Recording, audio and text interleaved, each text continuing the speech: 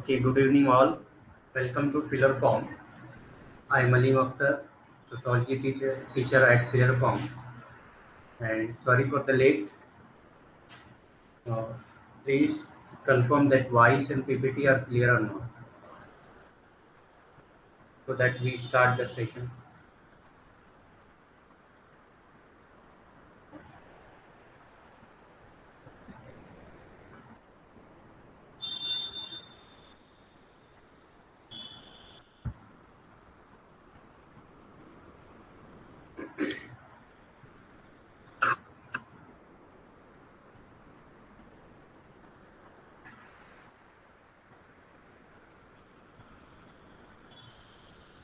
Okay, बहुत कम student हैं अभी, 2 ही स्टूडेंट ने ज्वाइन किया है.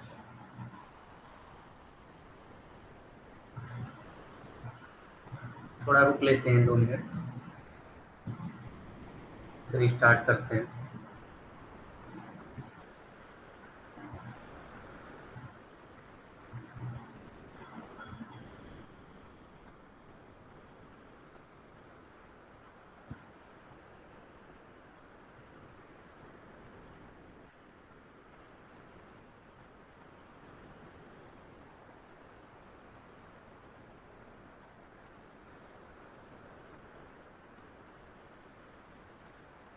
आप लोग थोड़ा फास्ट ज्वाइन किया करिए.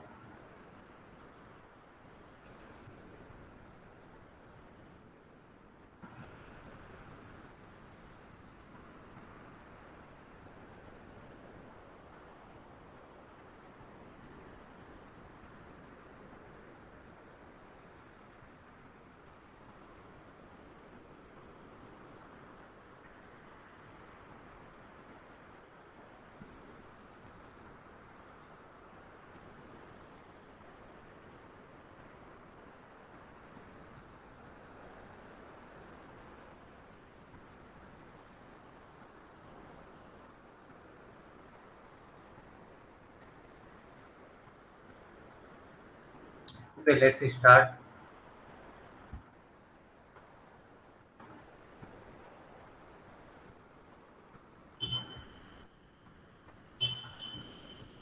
तो आज हम लोग 2 थिंकर्स के बारे में पढ़ने वाले हैं.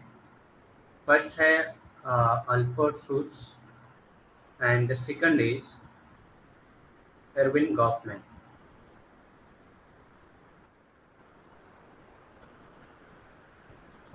Okay, so first we are going to start with Alfred Schultz. Alfred Schultz was an Australian philosopher and social phenomenologist who worked preached sociological and phenomenological traditions. Means Alfred Schutz जो है एक Australian philosopher थे जो phenomenology और sociology के बीच में जो bridge है उसको इन्होंने ख़त्म किया. ठीक.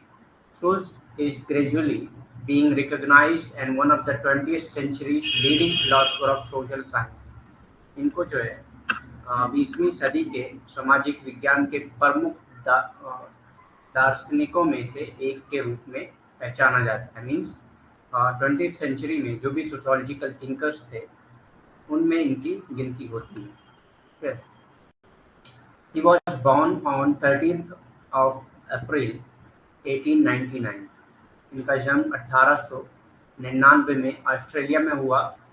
20 मई 1959 को इनके न्यूयॉर्क में यानी कि यूनाइटेड स्टेट में इनकी डेथ हुई. ये इन्फ्लुएंस थे Edmund Husserl, William James, Ludwig von Mises and इनसे जो इन्फ्लुएंस थे वो Thomas Luckmann, Harold Garfinkel, Erving Goffman, ये सब जो है इनसे इन्फ्लुएंस थे. उसके बाद आता है इनकी जो मेथडोलॉजी थी. वो सबसे पहले इन्होंने फेनोमेनोलॉजी पे काम किया है. फेनोमेनोलॉजी का सबसे पहला जो कॉन्सेप्ट था जिसने डेवलप किया फेनोमेनोलॉजी वो एडमंड हसल थे. जिसने फेनोमेनोलॉजी का डेवलपमेंट किया वो एडमंड हसल थे. ठीक. इंटर सब्जेक्टिविटी पे इन्होंने काम किया. इंटर सब्जेक्टिविटी क्या है? is a potentially source means this in two ways. First, interesting to presence vivid or otherwise, and in all the its gradation of intimacy is the possibility of living together simultaneously in a specific dimension of space and time. Means intersubjectivity means to have relations with one another and means एक दूसरे के साथ relation हो और एक दूसरे के साथ मीन्स टाइम एंड स्पेस पे वो रह रहे हो साइमल्टेनियसली और एक दूसरे से इंटीमेट रिलेशनशिप हो, इसको कहते हैं इंटर सब्जेक्टिविटी। सब्जेक्ट यहाँ पे जो है पर्सन को कहा गया है। इंटर सब्जेक्टिविटी का ये मतलब होता है कि जहाँ पे लोग एक साथ रह रहे हो और एक दूसरे से इंटरेक्शन कर रहे हो, ठीक, और उनके टाइम एंड स्पेस जो है वो सेम है। टाइपिफिकेशन किसको कहते हैं? The experience of the world in a typhoid manner. आप जब वर्ल्ड का एक्सपीरियंस टाइफाइड मैनर में करते हैं, involve then an equalisation of trades and this regarding of differences such that unique phenomena are understandable and understood as instances of already familiar type। Means क्या है? Typification, आप एक type बना देते हैं। जैसे कि कोई एक्ट, किसी पर्सन ने कोई एक्ट किया, आप उसको अलग अलग टाइप में डिवाइड करते हैं।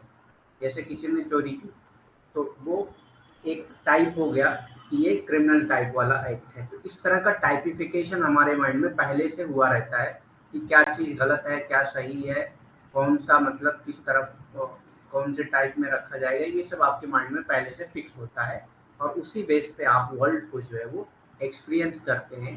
तो इसी को टाइपिफिकेशन कहा जाता है। जब आप टाइफाइड मैनर में किसी चीज़ को एक्सपीरियंस करते हैं, जैसे आप अगर मतलब कहीं पे भी विजिट करते हैं, कोई भी गैदरिंग अगर विजिट करते हैं, तो वहाँ पे आप हर पर्सन की एक टाइप डिसाइड करते हैं। जैसे कि अगर कोई मतलब बहुत ज़्यादा कहते नहीं कि मतलब बहुत बोल्ड हो और बहुत ज़्यादा उनके ड्रेसिंग सेंस से आपको मतलब उसका टाइप पता चल जाता है कि वो किस टाइप का है, ठीक। तो इसी को टाइप, वो टाइप कैसे आप डिसाइड कर रहे हैं कि कोई आदमी गलत है या सही है, इस तरह की टाइप आप कैसे डिसाइड कर रहे हैं? ये इस तरह से डिसाइड कर रहे हैं कि वो आपके माइंड में पहले से डेवलप हो चुका है। टाइफाइड मैनर में आप वर्ल्ड को एक्सपीरियंस कर रहे हैं और उस बेसिस पे आप लोगों को डिवाइड कर रहे हैं। इसी को टाइपिफिकेशन कहा जाता है। The experience of the world in a typified manner involves then an equalization of traits and disregarding of differences। mean equalization of traits means जो भी traits है उसको आप अप्लाई करते हैं। मीन्स जो भी traits चलते आ रहे हैं उसी को मतलब उसी को इक्वलाइज करते हैं। इक्वलाइज मीन्स उसी को एक्सेप्ट करते हैं और बाकी जो डिफरेंसेस हैं उसको डिसरिगार्ड करते हैं, मतलब उसको नहीं मानते। such that unique phenomena are understandable and understood as instances of already familiar type। Means जो आप जानते हैं उसी के अकॉर्डिंग आप फेनोमेना को अंडरस्टैंड करते हैं, उसी के अकॉर्डिंग आप फेनोमेना को एक्सपीरियंस करते हैं। Consciousness. Alfred Schultz's main area of concern was the way in which people grasp the consciousness of other while living within their own stream of consciousness। Alfred Schutz का कहना था consciousness में, इस Schutz का जो main idea था, main concern था कि किस तरह से लोग जो है दूसरे के कॉन्शियसनेस को गेन करते हैं अपने कॉन्शियसनेस को बरकरार रखते हुए। मीन्स अपनी ही कॉन्शियसनेस में रहते हुए दूसरे के कॉन्शियसनेस को अगर आप ग्रेस्प कर रहे हैं, उसको देख रहे हैं, तो इसी को कॉन्शियसनेस कहा जाता है, ठीक। The natural attitude. Natural attitude क्या है? The natural attitude is the state of consciousness in which we accept the reality of everyday life. Natural attitude क्या है? जब आप एवरीडे लाइफ मतलब जो भी आप रोज की जिंदगी है उसमें क्या क्या चीजें हो रही हैं उसको आप अगर एक्सेप्ट कर रहे हैं तो उसी को कहा जाता है natural attitude. Because it is govern by a pragmatic motive, क्योंकि ये जो है एक प्रैग्मेटिक मोटिव के बेस पर ये गवर्न किया जाता है। और इन्होंने वेबर को क्रिटिसाइज किया था उनके सोशल एक्शन और वर्स्टर्न से। क्योंकि वर्स्टर्न क्या है? Interpretation of social action. तो सोशल एक्शन और वर्स्टर्न को शुल्ट्ज ने क्रिटिसाइज किया था, और सोशल एक्शन का कॉन्सेप्ट किसका है? वेबर का। ओके, उसके बाद इन्होंने बात की है लाइफ वर्ल्ड की। लाइफ वर्ल्ड को इन्होंने क्या कहा है? As she understood it was constituted by inner subjectivity. आपके इनर सब्जेक्टिविटी का मैटर होता है लाइफ वर्ल्ड, और person to person social interaction, और एक दूसरे के साथ जो सोशल इंटरेक्शन होता है। मेन जो अल्फर्ड का काम था वो लाइफ वर्ल्ड पे था, और उसी को डिफाइन करते हुए उन्होंने बहुत सारे पार्ट्स और बहुत सारे अदर टर्म्स भी दिए। ठीक, तो मेन कॉन्सर्न जो इनका था वो लाइफ वर्ल्ड का था। तो ये कहते हैं कि ये इनर सब्जेक्टिविटी से रिलेटेड है और पर्सन टू पर्सन से रिलेटेड है in our day to day experience as human.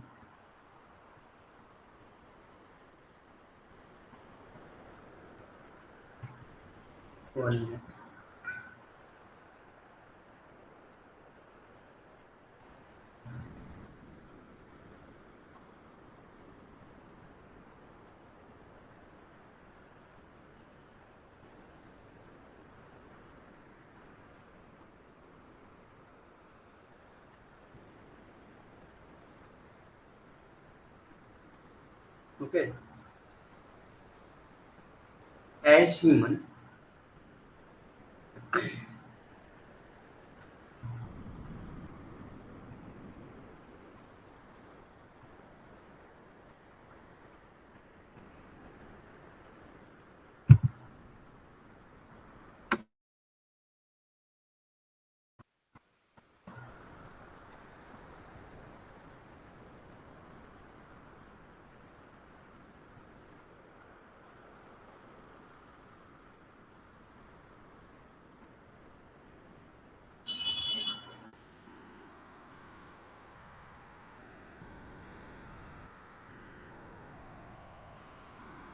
एक मिनट में फिर से कनेक्ट कर लूँ फिर।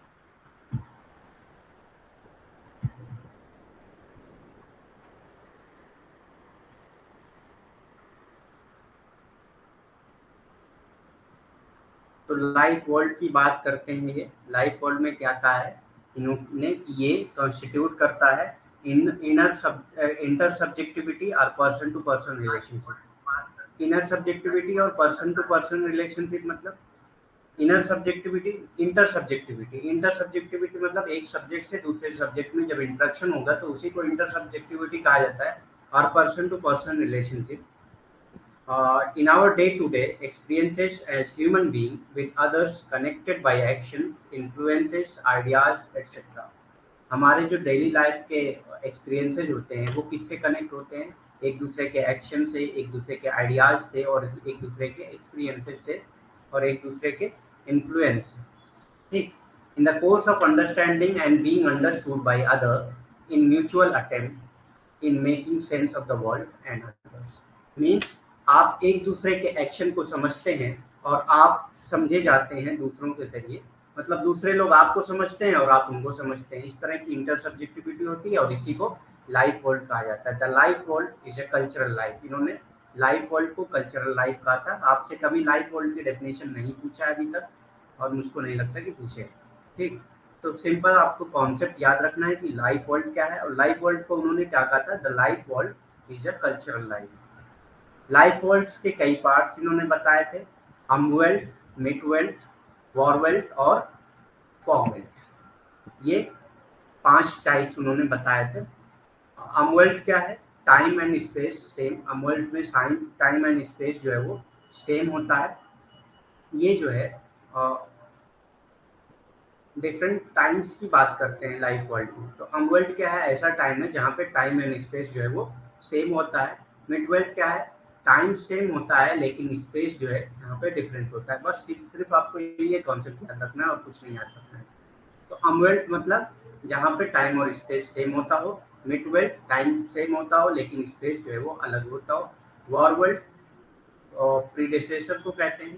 प्रीडेसेसर कौन है? जो हमसे पहले की जनरेशन होगी वो प्रीडेसेसर में आती है। और फॉगवेल्ट जो सक्सेसर मीन्स जो नेक्स्ट जनरेशन है।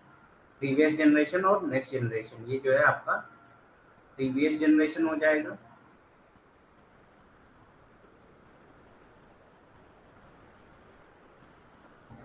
और ये जो है नेक्स्ट जनरेशन।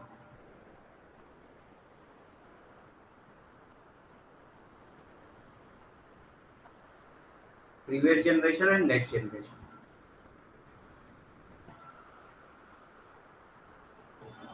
तो इसको सिंपल आपको याद रखना है। पहला अगर आपको याद है, ठीक, पहला अगर अमवेल्ट याद है तो आप जो है याद कर सकते हैं इस तरह से, जैसे कि ए एम, डब्ल्यू की जगह पे वी रख दीजिए अमवेल्ट में, और एफ लिख दीजिए। तो अमवेल्ट, मिडवेल्ट, वॉरवेल्ट एंड फॉगवेल्ट, इस तरह आप इसको याद रख सकते हैं। उसके बाद आता है stock of knowledge. Stock of knowledge में क्या बात की इन्होंने, through out a life a person gain experiences, means अपनी पूरी लाइफ में एक जो भी आदमी होता है वो एक्सपीरियंस को गेन करता है। अपनी पूरी लाइफ में जो भी होता है वो अपने एक्सपीरियंस, हम आप सब लोग जो है क्या करते हैं, एक एक्सपीरियंस को गेन करते हैं किसी न किसी तरीके से। The total of these individual experiences combined with knowledge inherited from other actors in the form of stock of knowledge. तो क्या है, ये जो एक्सपीरियंसेस हम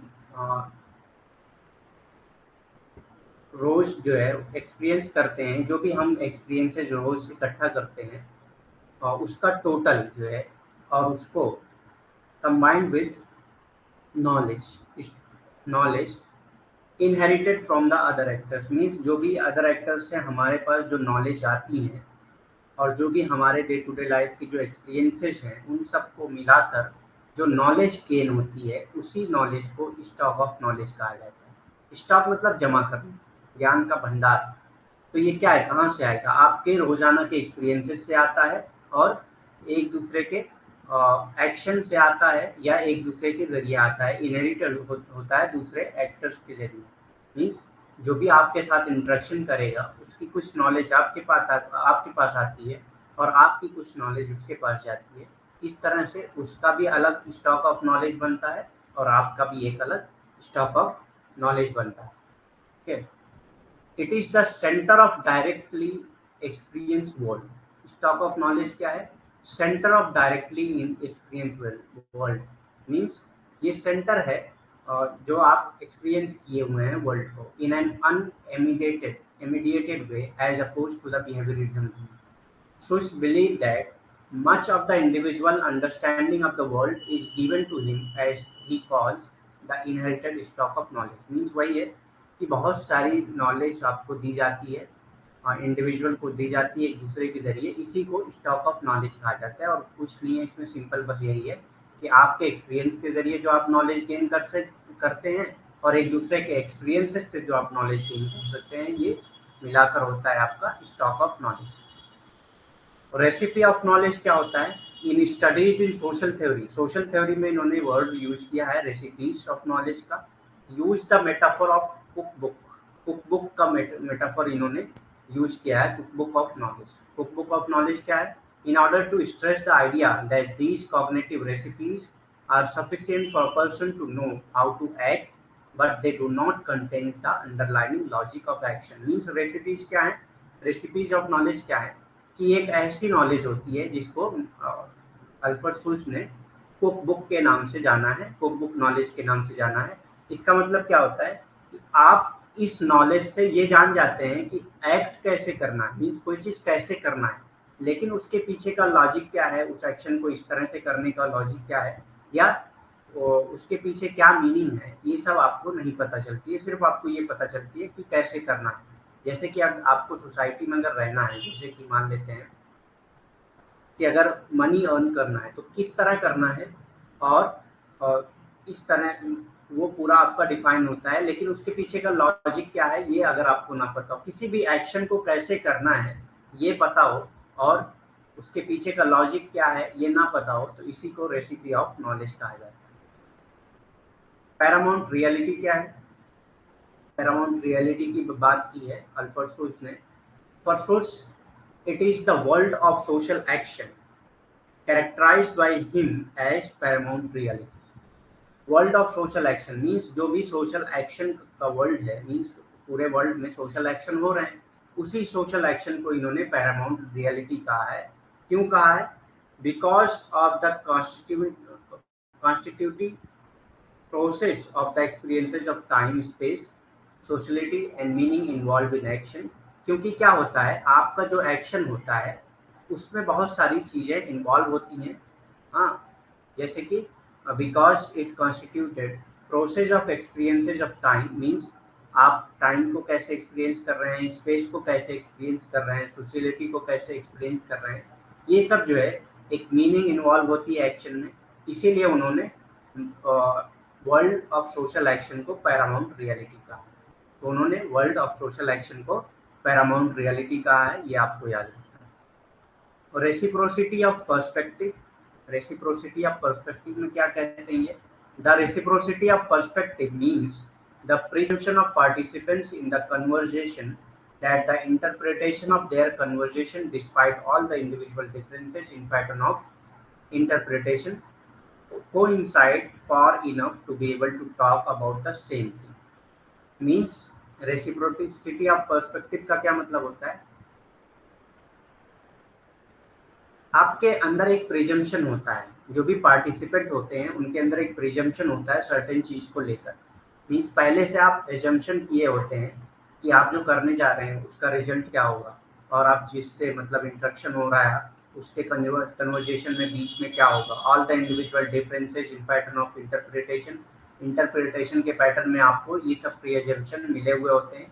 वो coincides for enough to be able to talk about the same thing, means किसी भी चीज को बात करने के लिए आपके पास ये इनफ नॉलेज होती है, इनफ प्रिजम्पशन होता है कि आप किसी के साथ मिलकर बात करते हैं। इसी को रेसिप्रोसिटी ऑफ पर्सपेक्टिव कहा जाता है।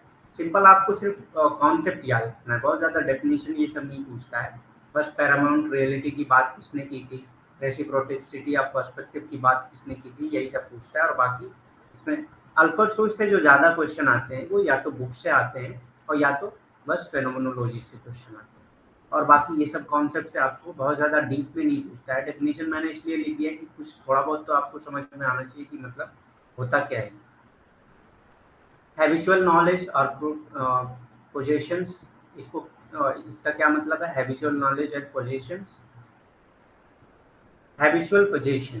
The phenomena of habit becomes a central moment of distribution of knowledge that function as a binding notion between familiarity, routine, and interpretative meaning, structure, or system of knowledge. Means एक phenomenology of habit becomes a central moment. Means आपकी habit जो है वो central moment बन जाती है किसी भी knowledge को distribute करने के लिए। That function as a binding notion between familiarity, routine and interpretative meaning structure. Means आप स्ट्रक्चर को किस तरह से इंटरप्रिटेट कर रहे हैं, किस तरह से उसको रूटिनाइज कर रहे हैं, और क्या फैमिलियरिटी है स्ट्रक्चर में, ये सब चीज़ें आप हैबिट को ध्यान में रखते हुए इन सब चीज़ों को एक्सपीरियंस करते हैं। और system of knowledge, most often action is.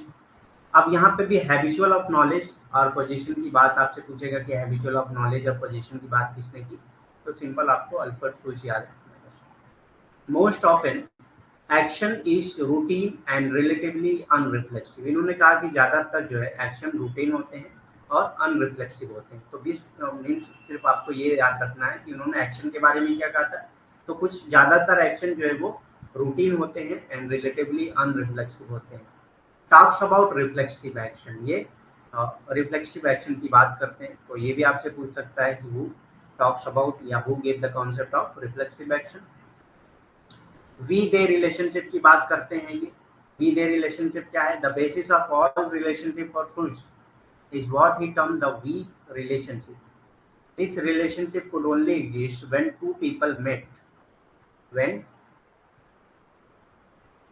two people met and interacted face to face। जब जो है दो लोग मिलते हैं एक साथ और इंटरेक्ट करते हैं फेस टू फेस, मीन्स आमने सामने इंटरेक्ट करते हैं, तो इसको वी रिलेशनशिप कहा जाता है। In this situation the stream of consciousness of each person will be indirectly visible. Means in दोनों की कॉन्शियसनेस आप देख सकते हैं कि कौन जो है कॉन्शियस है कौन नहीं। Through their voluntary and involuntary action. Means वो भी जो काम कर रहे हैं वॉलंटरी एक्शन या इनवॉलंटरी एक्शन। वॉलंटरी एक्शन किसको कहते हैं? वॉलंटरी एक्शन कहते हैं जिस पे आपका कंट्रोल हो, ऐसे एक्शन जिस पे आपका कंट्रोल हो। इनवॉलंटरी एक्शन दोज एक्शन जिसमें आपका कंट्रोल ना हो, ऐसे एक्शन जिसमें आपका कंट्रोल ना हो तो उसको इनवॉलंटरी एक्शन कहा जाता है। वी दे रिलेशनशिप में सिंपल ये है कि जब दो लोग इंटरेक्ट करते हैं फेस टू फेस और उनकी कॉन्शियसनेस को आप देख सकते हैं तो ये वी रिलेशनशिप कहलाता है। Differentiate between art and action. इन्होंने आर्ट एंड एक्शन में डिफरेंशिएट किया है, आर्ट एंड एक्शन को डिफरेंशिएट किया है इन्होंने। लाइफ वर्ल्ड को इन्होंने डिफाइन किया है, intersubjectivity and natural attitude is consider to be the tripartite pillar of सोच। मीन्स तो इसका एक बहुत अच्छा कॉन्सेप्ट है जो आता है एग्जाम में कि कभी कभी पूछता है कि ट्राइपर्टाइट पिलर ऑफ सोच क्या है। तो ट्राइपर्टाइट, ट्राई मतलब थ्री होता है, ठीक। तो तीन चीजें इसमें आएंगी। तो पहला आता है लाइफ वर्ल्ड, दूसरा आता है इंटरसब्जेक्टिविटी, तीसरा है नेचुरल एटीट्यूड। ये तीनों मिलाकर सोच के ट्राइपर्टाइट पिलर बनाते हैं। वेबर का ट्राइपर्टाइट पिलर क्या है? वेबर का ट्राइपर्टाइट पिलर क्या है? Class, status and power.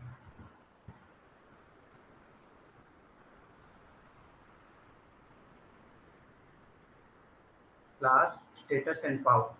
So, life, world, intersubjectivity and natural attitude are the tripartite pillar of SUS. Means life, world, intersubjectivity और natural world को SUS का tripartite मॉडल कहा जाता है। उसके बाद इनकी बुक है। बुक सबसे ज्यादा इनकी इंपॉर्टेंट है, कॉन्सेप्ट से ज्यादा बुक सबसे ज्यादा इंपॉर्टेंट है। वैसे भी कॉन्सेप्ट इंपॉर्टेंट है, बहुत ज्यादा डीप में नहीं पढ़ना है आपको, सिर्फ जो कॉन्सेप्ट दिए होंगे वो पढ़ना है। एक बार हम लोग रिवाइज कर लेते हैं शुरू से क्या क्या कॉन्सेप्ट इन्होंने दिया है।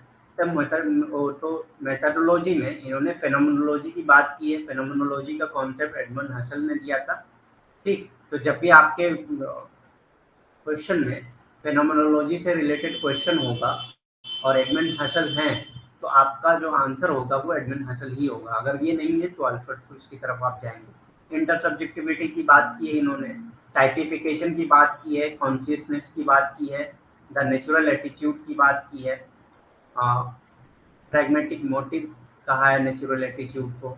इन्होंने क्रिटिसाइज किया है वेबर को और कहा है कि वेबर को क्रिटिसाइज किया है और कहा है कि ये जो है वर्स्टहन और एक्शन को क्रिटिसाइज किया है।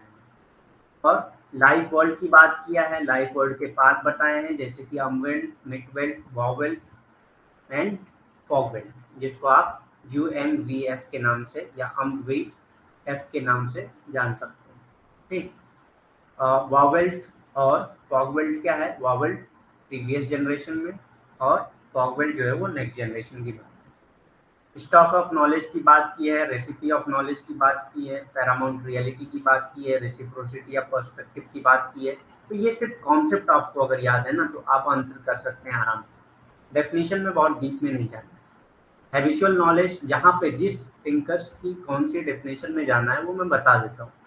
तो इनकी उतना डेफिनेशन में बहुत डीप में नहीं जाना है। आप अगर प्रीवियस ईयर क्वेश्चन करेंगे ना तो आपको समझ में आएगा कि मतलब कितना किसका, क्योंकि देखिए सिलेबस आपका इतना लेंदी है और उस पूरे सिलेबस को पढ़ के कोई फायदा नहीं होता है। मतलब पूरा पूरा सिलेबस आप पढ़ेंगे तो हो सकता है साल 2 साल भी लग जाए पूरा पूरा सोशोलॉजी उठा के रख दिया। लेकिन आपको बस ये मतलब पता होना चाहिए कि क्वेश्चंस कहाँ से बनते हैं। पढ़ाई में सबसे ज़्यादा किसी भी कोर्स की अगर आप तैयारी कर रहे हैं तो सबसे पहले आपको ये पता होना चाहिए कि क्वेश्चन कहाँ से बनते हैं। अगर आपको ये पता चल जाए कि क्वेश्चन कहाँ से बनते हैं और किस टाइप के बनते हैं तो आप सारे आंसर खुद ही कर सकते हैं।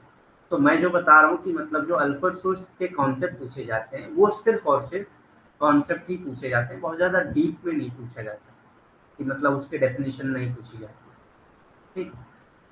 और इन्होंने एक्शन को कहा था कि ये रूटीन है और रिलेटिवली अनरिफ्लेक्सिव होते हैं और रिफ्लेक्सिव एक्शन की भी बात इन्होंने की है। वी दे रिलेशनशिप का कॉन्सेप्ट दिया इन्होंने। Difference between art and action, ये बहुत बार क्वेश्चन पूछा जा चुका है कि who differentiate between art and action. इस बार के एमयू को इसमें ये वाला क्वेश्चन जो है इस बार लखनऊ यूनिवर्सिटी की पीएचडी के एंट्रेंस में भी दिया था कि वो differentiate between art and action.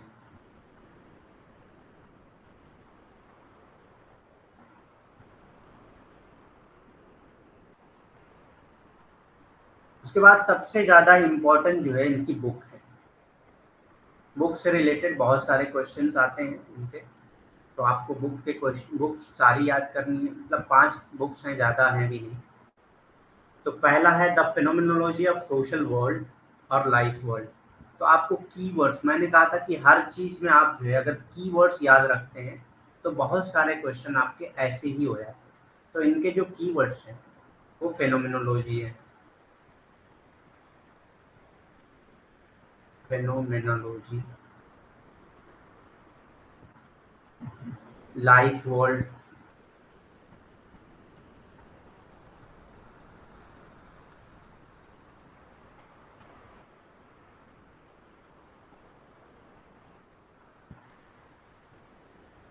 So phenomenology, life world's, ये सब जो है इनके कीवर्ड्स हैं।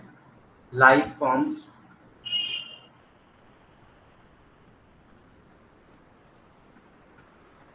ठीक। तो अगर आपको ये याद है ना तो बहुत सारे बुक के आंसर आप खुद दे सकते हैं। जैसे कि पहला जो क्वेश्चन है इसमें 2 की पॉइंट्स आपके आ जा रहे हैं। तो आपको अगर बुक दिखती है एग्जाम में, तो आपको अगर की पॉइंट सिर्फ याद है तो बहुत सारे कॉन्सेप्ट आप जो है आंसर कर सकते हैं। जैसे फेनोमेनोलॉजी से रिलेटेड कॉन्सेप्ट भी है, लाइफ वर्ल्ड से भी रिलेटेड कॉन्सेप्ट है। तो ये सब चीज़ें अगर आपको याद है, कीवर्ड्स की अगर आपको याद है, तो आपके मोस्ट नंबर ऑफ चांसेस होते हैं कि आपके आंसर सही होंगे। तो the phenomenology of social world और लाइफ वर्ल्ड, देखिए दोनों चीज़ आ रही है, फेनोमेनोलॉजी भी आ रही है और लाइफ वर्ल्ड भी आ रही है। तो इसका मतलब ये कि बुक अल्फर्ड शुल्स की है। बहुत ज़्यादा क्या क्रोनोलॉजी पूछता ही नहीं है, मतलब इन सब थिंकर्स की क्रोनोलॉजी नहीं पूछता है। क्रोनोलॉजी ज़्यादातर जो बुक्स से क्रोनोलॉजी पूछी जाती है वो आपके शुरू के 5-6 थिंकर्स की ही पूछी जाती है और किसी की नहीं पूछी जाती। तो आपको उतना मतलब ईयर भी याद ना रहे तो भी चल जाता है, इस पे बुक के ईयर भी ना याद रहे तो भी चल जाता है। लेकिन एक बार आप ध्यान से मतलब ध्यान दे सकते हैं कि पूछ भी सकता है, कुछ कहा भी नहीं जा सकता। तो आपको अगर ये दिख जाता है कि फिनोमिनोलॉजी भी है, लाइफ वर्ल्ड भी है, तो वो बुक जो है रिलेटेड होगी अल्फ्रेड शुल्ट्ज से, और ये 1932 में पब्लिश हुई। डेट नहीं पूछा जाता, वही तो बोल रहा हूँ, डेट कभी नहीं पूछा जाता। मतलब आप नेट का पेपर दे रहे हैं, कोई मतलब ऐसा थोड़ी ना है कि 11th-12th का पेपर दे रहे हैं आपसे डेट पूछेगा कि कब पब्लिश हुई, या मतलब बहुत ही कम। अगर आपसे डेट पूछेगा तो ज़्यादातर शुरू के जो 4-5 थिंकर्स हैं उनकी डेट पूछता है और उन्हीं की क्रोनोलॉजी पूछता है, और बाकी किसी की क्रोनोलॉजी नहीं पूछेगा। बस बुक के नाम आते हैं, मैच द फॉलोइंग में बुक के नाम इनके डाले जाते हैं, या ऐसे भी बुक के नाम आपसे पूछ सकता है। और बुक से भी अगर आपको थोड़ा बहुत बुक के पता है ना कि किसकी बुक है, तो बहुत सारे जो बुक से क्वेश्चन भी उठते हैं ना उसके आंसर भी आप दे सकते हैं। जैसे आपको the stranger an essay in social psychology, the stranger an essay in social psychology 1944 में पब्लिश हुई। अब आपसे इन स्ट्रेंजर से रिलेटेड क्वेश्चन पूछ लिया कुछ भी, जो आप कॉन्सेप्ट ना पढ़े हो अल्फ्रेड शुल्ट्ज के, वैसे मतलब जो भी पीपीटी दी जा रही है उसके बाहर से अभी तक क्वेश्चन नहीं पूछा गया। लेकिन अगर पूछता भी है, जैसे कि आपको बुक का नाम पता है द स्ट्रेंजर, तो आपको अगर स्ट्रेंजर से रिलेटेड क्वेश्चन पूछ रहा है और ये पूछ रहा है कि ये जो कॉन्सेप्ट, तो कुछ भी डेफिनेशन देके ये पूछ रहा है कि ये कॉन्सेप्ट किसने दिया था, तो आपको थोड़ा बहुत अगर याद है कि हाँ अल्फ्रेड शुल्ट्ज की बुक का नाम है द स्ट्रेंजर, तो हो सकता है कि अल्फ्रेड शुल्ट्ज ही हो। अगर ऑप्शन में है तो आपके मोस्ट नंबर ऑफ चांसेस है कि आपका आंसर सही होगा। तो इसलिए बुक थोड़ा सा बहुत ध्यान से आपको देखना चाहिए। तो मैं वैसे भी कीवर्ड्स बता दिया हूँ, तो अगर आपको बुक के नाम भी नहीं याद है तो आप कीवर्ड से भी कर सकते हैं। एक दो बुक आपको खुद याद करनी पड़ती है, बाकी सब कीवर्ड से हो जाते हैं। जैसे कि आपको सिर्फ यहाँ पे द स्ट्रेंजर आपको याद रखना है बस, बाकी इसमें भी फेनोमेनोलॉजी, लाइफ वर्ल्ड आ रहा है, on the phenomenology and social relations, तो फेनोमेनोलॉजी आ रहा है keywords. The structure of life world आ रहा है keywords.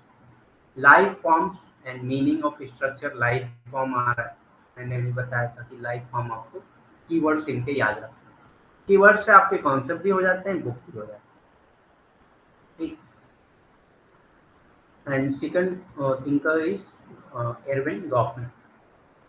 Third is Erwin Goffman.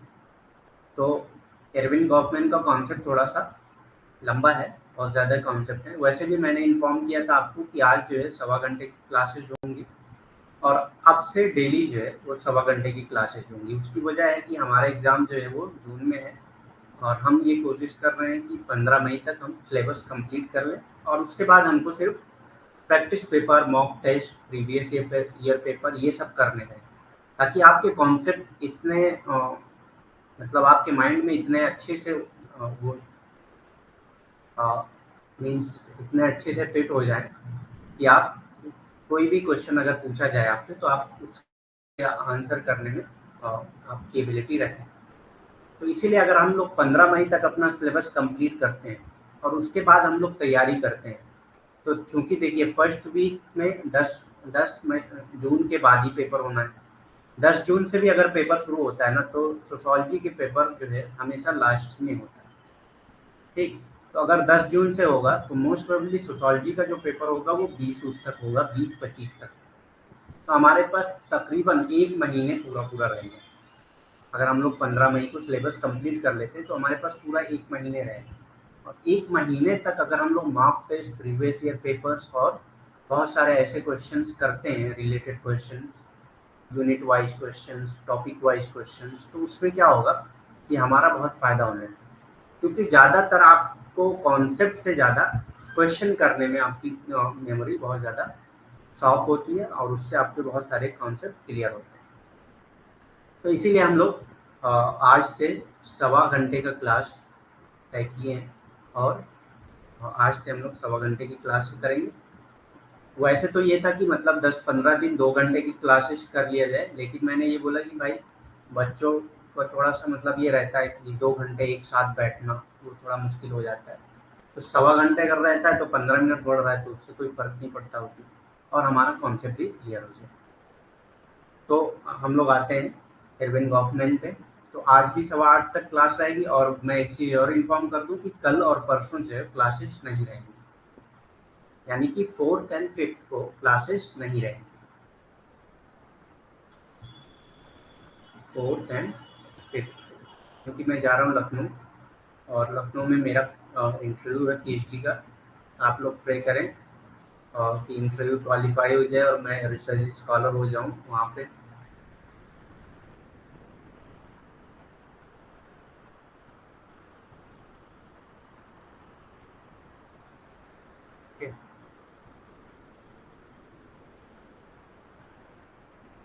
So Irwin Goffman, इनके बहुत सारे कॉन्सेप्ट जो है पूछे जाते हैं नेट में, जैसे कि presentation of self in everyday life, dramaturgy. सबसे जो फेमस कॉन्सेप्ट इनका है वो ड्रामेटर्जी। ठीक, Erving Goffman was a Canadian born American sociologist, social psychologist and writer, considered by some of the most influential American sociologists of the 20th century। ये भी जो है बहुत मोस्ट इन्फ्लुएंशियल अमेरिकन सोशोलॉजिस्ट माने जाते हैं। ये एक साइकोलॉजिस्ट भी थे, राइटर भी थे, सोशोलॉजिस्ट भी थे। ठीक है, इनका जो बॉर्न हुआ था वो 11 जून 1922 में हुआ था कनाडा में। कैनेडियन बॉर्न अमेरिकन सोशोलॉजिस्ट थे। ठीक है, मीन्स कनाडा में पैदा हुए और अमेरिका में ये मूव ऑन कर गए, इसीलिए इनको कैनेडियन बॉर्न अमेरिकन सोशोलॉजिस्ट कहा जाता है। 19 नवंबर 1982 में इनकी डेथ हुई यूनाइटेड स्टेट में। ठीक, इनसे जो लोग इन्फ्लुएंस थे वो Michel Foucault, Harley Russells, oxide and more. Influenced by Emile Durkheim, Herbert Blumer, Sigmund Freud, ये सब इनसे इन्फ्लुएंस थे। तो ये मतलब इन लोगों से इन्फ्लुएंस थे, Emile Durkheim, Herbert Blumer and Sigmund Freud. Okay,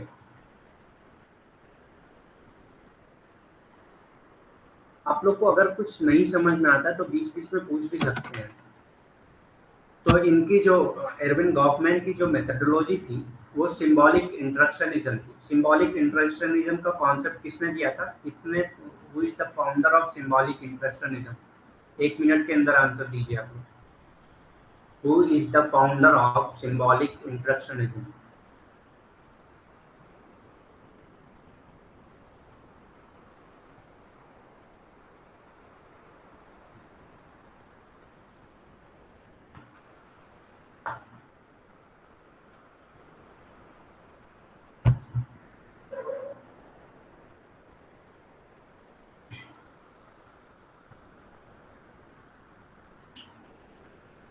Who is the founder of symbolic interactionism?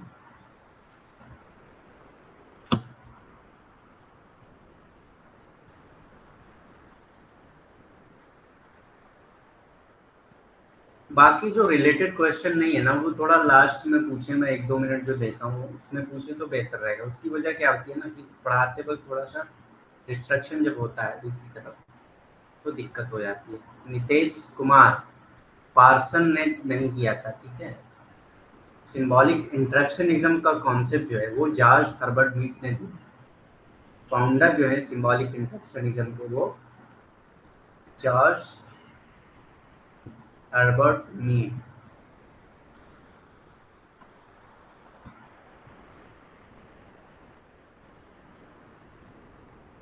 इन्होंने दिया था ये कॉन्सेप्ट। और इसके फॉलोअर हैं इरविन गॉफमैन। इन्होंने फ्रेम एनालिसिस की बात की। बहुत बार एनटीए नेट ने ये क्वेश्चन पूछा है, who gave the concept of frame analysis? या मतलब फ्रेम एनालिसिस से रिलेटेड बहुत सारे क्वेश्चन पूछता है एनटीए नेट, तो ये थोड़ा सा इम्पोर्टेंट है। Frame analysis is a multidisciplinary social science research. Multidisciplinary means जिसमें कई सारे डिसिप्लिन आते हैं, सोशोलॉजी हो गई, साइकोलॉजी हो गई, ये सब मल्टीडिसिप्लिनरी अप्रोच है। तो ये मेथड्स है, मेथड्स ऑफ रिसर्च है, ठीक है। फ्रेम एनालिसिस, तो frame analysis is a multidisciplinary social science research method used to analyze how people understand situations and activities। यह क्या है? एक मेथड है, multi disciplinary social science research method use to analyse how people understand situation and activities. ये frame analysis क्यों use किया जाता है? टू एनालाइज दैट पीपल कैसे किसी सिचुएशन को अंडरस्टैंड करते हैं और कैसे किसी एक्टिविटी को मतलब समझते हैं। Frame analysis looks at images. Frame analysis क्या करता है? इमेजेस को देखता है, स्टेरियोटाइप्स को देखता है। स्टेरियोटाइप्स क्या होती है? स्टेरियोटाइप मीन्स आपके माइंड में एक चीजें बैठ जाती है। जैसे कि लोग स्टेरियोटाइप बना लेते हैं कि girls are weak, girls are weak, एक तरह का स्टेरियोटाइप है, इसमें कोई रियलिटी नहीं है,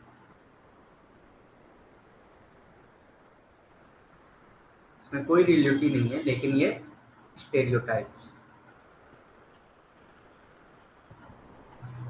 तो फ्रेम एनालिसिस जो है ये इन चीजों को स्टडी करता है, ठीक। Stereotypes, metaphor, actors, messages and more. It examines how important these factors are and how and why they are chosen। Means ये फैक्टर्स कितने इंपॉर्टेंट हैं, मीन्स ये सब जो फैक्टर्स हैं जैसे कि मैसेज है, एक्टर है, स्टेरियोटाइप है, इमेजेस हैं, तो ये सब कितने इंपॉर्टेंट हैं और ये क्यों चूज किए जाते हैं, क्यों आप यूज करते हैं इन सब चीज़ों को। जैसे कोई अगर स्टेरियोटाइप्स को यूज कर रहा है तो वो क्यों यूज करता है, ये सब चीज़ें समझने के लिए फ्रेम एनालिसिस का यूज किया जाता है सोशल साइंस रिसर्च में। Natural frame and social frame की बात की है इन्होंने। अब फ्रेम एनालिसिस में इन्होंने नेचुरल फ्रेम और सोशल फ्रेम की बात की है। So Goffman posited that we interpret or make sense of everyday events using two primary frameworks। हम जो है हर दिन के जो भी इवेंट्स होते हैं, इवेंट्स मतलब जो भी चीज़ें होती हैं आपकी डेली लाइफ में, उसको हम जो है दो प्राइमरी फ्रेमवर्क के जरिए समझते हैं। जैसे कि नेचुरल लॉज मीन्स इन्होंने कहा था कि दो प्राइमरी तरीके होते हैं। नेचुरल लॉज कौन यूज करते हैं? पॉजिटिविस्ट यूज करते हैं। तो दो तरह से हम चीजों को समझते हैं। पहला है नेचुरल लॉज। नेचुरल लॉज क्या है? Such as those found in physics. Physics के कॉन्सेप्ट को समझने के लिए हम क्या करते हैं? नेचुरल लॉज का ही इस्तेमाल करते हैं। Natural laws, chemistry, biology, which identify occurrence seen as undirected, unoriented, unanimated, unguided, purely physical. Means ये सब actions ऐसे होते हैं, फिजिक्स के जो actions होते हैं, फिजिक्स में जो चीज़ें होती हैं, केमिस्ट्री में जो चीज़ें होती हैं, बायोलॉजी में जो चीज़ें होती हैं, ये सब किसी इंसान के जरिए जो है नहीं की जाती हैं। ठीक है, इसीलिए इसको अनडायरेक्टेड, अनओरिएंटेड मीन्स कि कोई इसको ओरिएंट नहीं करता है, कोई इसको डायरेक्ट नहीं करता, ये अपने आप हो रही है। फिजिकल, जैसे कि मान लिया अगर आप सूरज की बात करें, सन की बात करें, तो सन जो है वेस्ट से ईस्ट से राइज होता है, वेस्ट में सनसेट होता है। सो ये क्या है? एक नेचुरल लॉज है। किसी मतलब इसमें किसी का कंट्रोल नहीं है, कोई ह्यूमन बीइंग का कंट्रोल नहीं है, तो उसको स्टडी करने के लिए नेचुरल लॉज का इस्तेमाल ही किया जाता है। ठीक, क्योंकि ये जो है अनडायरेक्टेड होते हैं, अनओरिएंटेड होते हैं, तो इसी को इन्होंने नेचुरल फ्रेम कहा है। इसी को इन्होंने नेचुरल फ्रेम कहा है। और सोशल फ्रेम क्या कहा है? Social frame guided, guided doings. Social frame को दूसरा नाम इन्होंने दिया था गाइडेड डूइंग्स। तो दोनों चीजें आपको याद रखनी है। Are the social frame which incorporate the will, aim and controlling effect of live agency. Means live agency जो ह्यूमन बीइंग है या अदर एनिमल्स या मीन्स जो भी चीज़ें हैं, वो इसको इफेक्ट करती हैं और इसको इनकॉर्पोरेट करती हैं। मीन्स इसमें कुछ ना कुछ इंटरफेरेंस होता है। यूजुअली अंडरस्टूड एज ह्यूमन, ज़्यादातर ह्यूमन के तौर पे इसको अंडरस्टूड किया जाता है कि ह्यूमन बीइंग जो है वो सोशल फ्रेम में कुछ ना कुछ अपना मतलब कुछ ना कुछ अपनी इम्पोर्टेंस देते हैं। और ये जो है डायरेक्टेड होता है, ओरिएंटेड होता है और एनिमेटेड होता है। ठीक, और गाइडेड होता है। सारी चीज़ें होती हैं इसमें जो नेचुरल लॉज में नहीं होती। तो दो तरह की फ्रेम एनालिसिस थे, नेचुरल फ्रेम और सोशल फ्रेम। ठीक है, उसके बाद ड्रामेटर्जी, जो मोस्ट इम्पॉर्टेंट कॉन्सेप्ट है इनका, वो ड्रामेटर्जी है। ड्रामेटर्जी में इन्होंने क्या बात की थी? ड्रामेटर्जी में एक बात इन्होंने की थी, प्रेजेंटेशन, मतलब इनकी जो बुक है एक, the presentation of self in everyday life. Means अपने आप को कैसे मतलब आप प्रेजेंट करते हैं लोगों के सामने, इसी को कहा जाता है presentation of self in everyday life. तो ये बहुत ही इंपॉर्टेंट है क्योंकि इससे हर साल क्वेश्चन कुछ ना कुछ क्वेश्चन पूछा ही जाता है। ठीक, तो इन्होंने ड्रामा को, ड्रामा का जो थिएटर है उसको एज अ मेटाफर यूज किया था। मेटाफर किसको कहते हैं? जब आप किसी की जगह पे किसी चीज का इस्तेमाल करते हैं तो उसको मेटाफर कहा जाता है। इन्होंने कहा कि हमारी जो लाइफ है वो एक ड्रामा के स्टेज की तरह है। वो एक ड्रामा की स्टेज की तरह है, जहाँ हम जो है परफॉर्म करते हैं जाकर, जहाँ हम जाके परफॉर्म करते हैं। मीन्स हम सोसाइटी में जो भी एक्शन करते हैं वो एक ड्रामेटर्जिकल एक्शन है। मीन्स हम जरूरी नहीं है कि जो आपका इनर सेल्फ है वही आप प्रेजेंट कर रहे हो। एक तरह का ड्रामा है, जैसे जो स्टेज पे प्रेजेंट करते हैं वो पहले से प्रिपेयर करके वहां पे जाके प्रेजेंट करते हैं। तो इस तरह से इन्होंने कहा था कि लोग जो है अपने आप को प्रेजेंट करते हैं सोसाइटी में जैसे कि एक थिएटर होता है ड्रामा का, उसी तरह। और वहाँ पे एक एक्टर अपने आप को प्रेजेंट कर रहा होता है। बहुत इसमें डेफिनेशन बहुत नहीं पूछता, अगर डेफिनेशन पूछेगा भाई ना तो आप मतलब वर्डिंग से इस कॉन्सेप्ट को समझ जाएंगे। बस आपको ड्रामाटर्जी का मतलब याद होना चाहिए कि क्या मतलब है। तो ड्रामाटर्जी का सिंपल मतलब ये है कि मतलब एरविन ने कहा था कि हमेशा जो है लोग अपनी लाइफ को एक ड्रामा के तौर पे कंसीडर किया है इन्होंने, गवर्नमेंट ने लोगों की लाइफ को, और लोग अपने आप को कैसे प्रेजेंट करते हैं उसको एक ड्रामा के तौर पे कहा। इसी को ड्रामाटर्जी कहा जाता है। ठीक, ड्रामाटर्जी में अब जैसे कि एक थिएटर में फ्रंट स्टेज, बैक स्टेज ये सब होते हैं, ऐसे ही इसमें भी इन्होंने फ्रंट स्टेज और बैक स्टेज की बात की है। फ्रंट स्टेज क्या है? It can be describe as where a role performance is given. जब आप सोसाइटी में आ जाते हैं और जब आप रोल परफॉर्म करते हैं, जैसे कि आप घर से बाहर निकले या घर ही में आप एक दूसरे के साथ कोई भी रोल परफॉर्म कर रहे हैं, तो इसी को कहा जाता है फ्रंट स्टेज। रोल परफॉर्मेंस का जो स्टेज होता है उसी को फ्रंट स्टेज कहा जाता है। बैक स्टेज क्या है? When that actors leave the audience, जब आप जो है किसी से मिलना छोड़ देते हैं और अकेले में चले जाते हैं तो इसको बैक स्टेज कहा जाता है। And step out of the role, और कोई भी रोल आप वहाँ पे अदा नहीं करते हैं। ही और सी गोज बैक स्टेज, तो ये जो है बैक स्टेज कहलाता है। ऑफ स्टेज क्या है? According to government, off stage finally the off stage region is where individual actor meet the audience member independently of the team performance under front stage. Means independently आप जिस किसी individual से मिलते हैं तो उसको ऑफ स्टेज कहा जाता है। तो ऑफ स्टेज से बहुत ज़्यादा क्वेश्चन नहीं पूछते हैं, बस आपका फ्रंट स्टेज और बैक स्टेज से ज़्यादा क्वेश्चन पूछे जाते हैं। ठीक, ऑफ स्टेज बस याद रखना है आपको। Finally the off stage region is where individual actors meet the audience, जब भी इंडिविजुअल एक्टर जो है ऑडियंस से मिलता है। ऑडियंस क्या है? जो भी हम हमारी सोसाइटी में दूसरे लोग हैं हमारे अलावा, वो आपकी ऑडियंस, ठीक, members independently of the team performance on the front stage. Means जो भी आपका सोशलाइजेशन हुआ है, जिस बेस पे आप परफॉर्म कर रहे थे, उसके अलावा जब आप किसी से मिलते हैं तो उसको ऑफ स्टेज कहा जाता है। स्टिग्मा का कॉन्सेप्ट इन्होंने यूज किया है, इससे भी बहुत सारे क्वेश्चन पूछे गए हैं, बहुत बार पूछे गए। Stigma is an attribute that conveys devalued stereotype, ये भी एक स्टेरियोटाइप है और ये डिवेल्यूएट करता है किसी भी एट्रीब्यूट को। स्टिग्मा कहते हैं कलंक, ठीक, जैसे कि किसी के ऊपर कुछ स्टिग्मा लग जाता है। स्टिग्मा मतलब जैसे सोसाइटी में अगर कोई मतलब क्रिमिनल है तो उसको उसकी तरफ उन लोग उससे बात करना बंद कर देते हैं। एक तरह का स्टीरियोटाइप हो जाता है कि ये क्रिमिनल है तो वो किसी भी चीज़ में सही नहीं है। ठीक, अगर कोई क्रिमिनल है तो मान लेते हैं कि वो क्रिमिनल है। अगर कोई चोर है, चोरी कर रहा है, हो सकता है उसका दिल अच्छा हो, ठीक, भले ही वो चोरी कर रहा हो अपने लाइवलीहुड के लिए, लेकिन दिल अच्छा हो। लेकिन हम क्या करते हैं, एक स्टिग्मा अटैच कर देते हैं उससे, दैट इज एक स्टीरियोटाइप अपने माइंड में बना लेते हैं उसके खिलाफ। इसी को स्टिग्मा यूज किया है उन्होंने। अब स्टिग्मा को डिफाइन किया है क्या?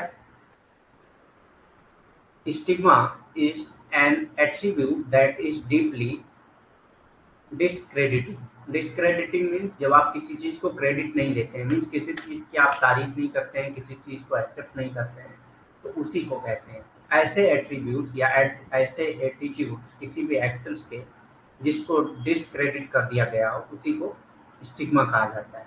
अ discredited attributes could be readily discredible such as one's skin color.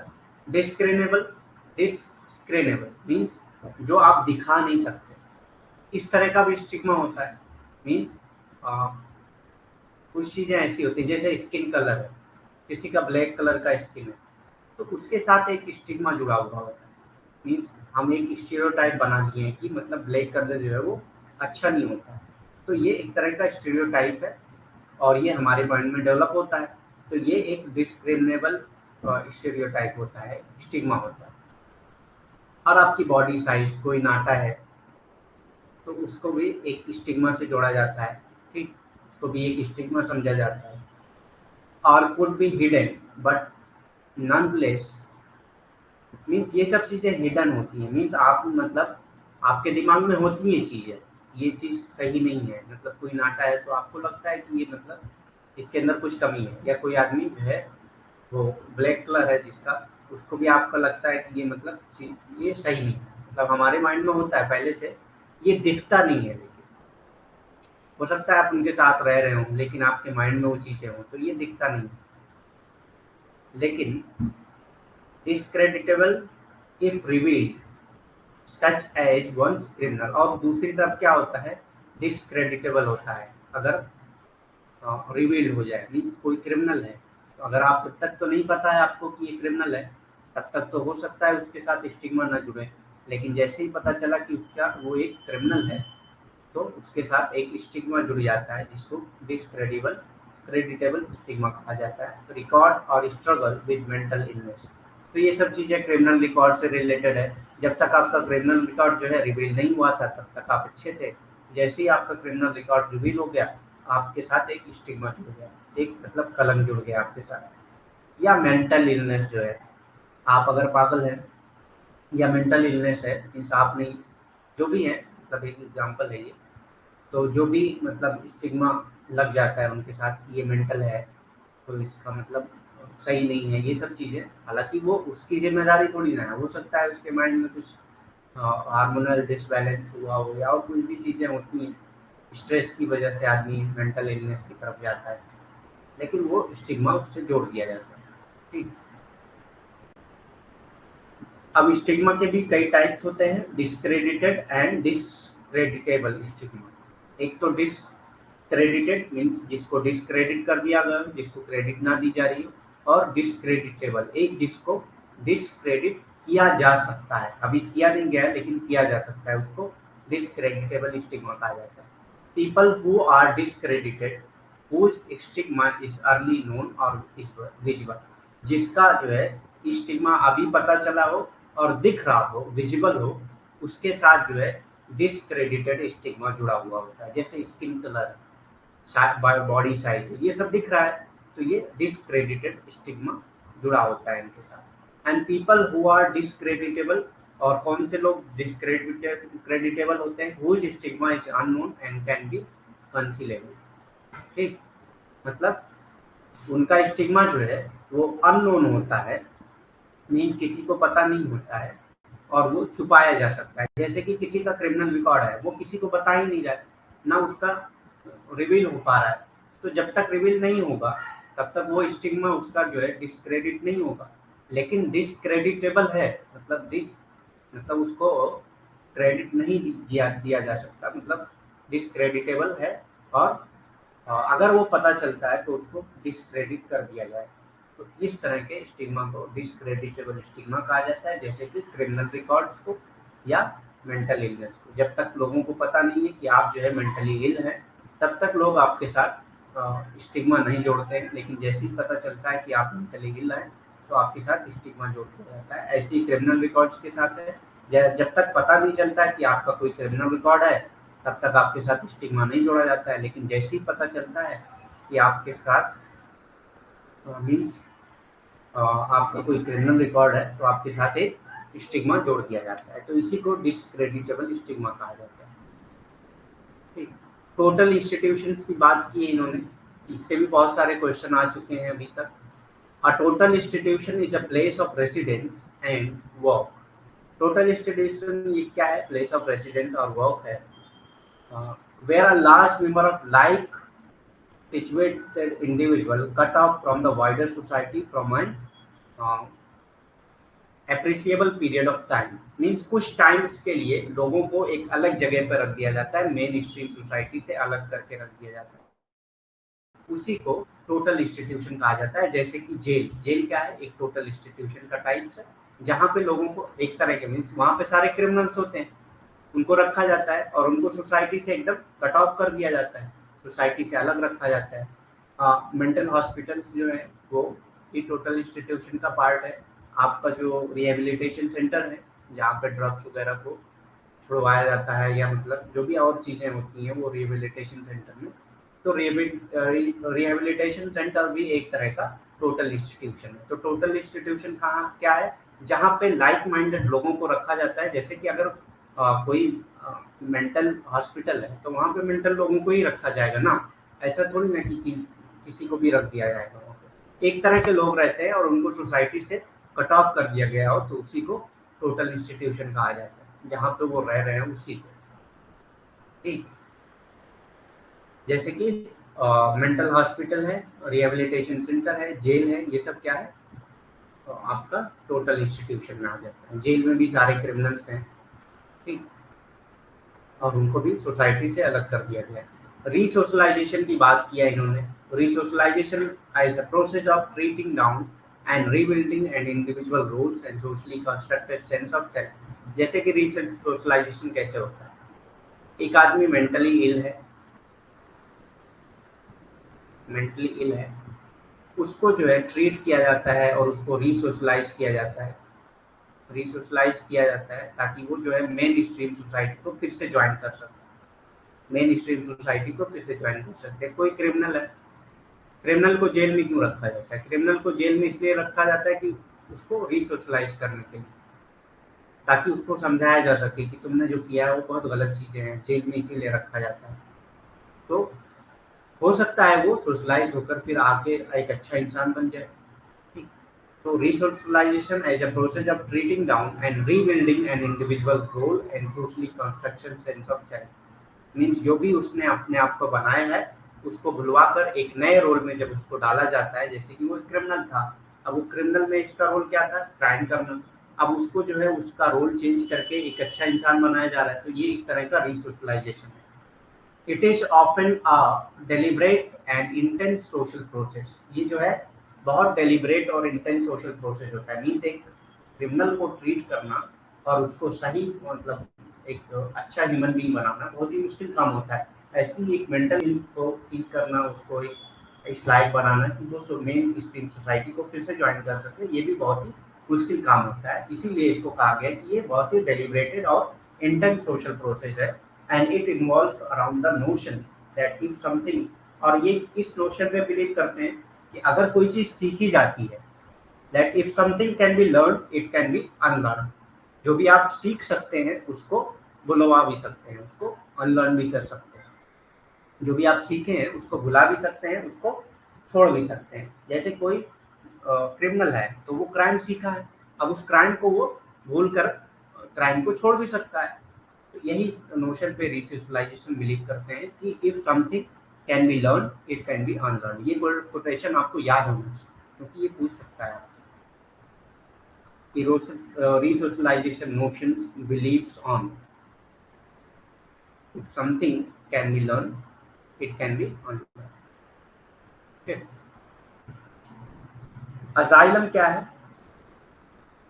asylum is an analysis of life in total institution। total institution में जो आपकी लाइफ है उसके एनालिसिस को asylum कहा जाता है। asylum स्टेट में आप होते हैं। Close work like prison, army camps, boarding school, nursing homes and mental hospital, ये सब क्या है यहाँ? ये सब क्या है? टोटल इंस्टीट्यूशन के पार्ट है। और इसी में जो लोग जिंदगी जी रहे हैं उनकी जिंदगी का मतलब एनालिसिस जो है वो अजाइलम कहलाता है।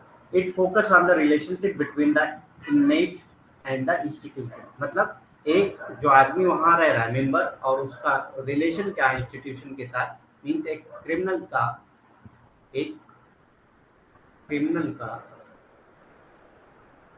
क्या रिलेशन है जेल के साथ, इसी को अजाइलम कहा जाता है। ठीक है। How the setting affect the person and how the person can deal with the life on the inside.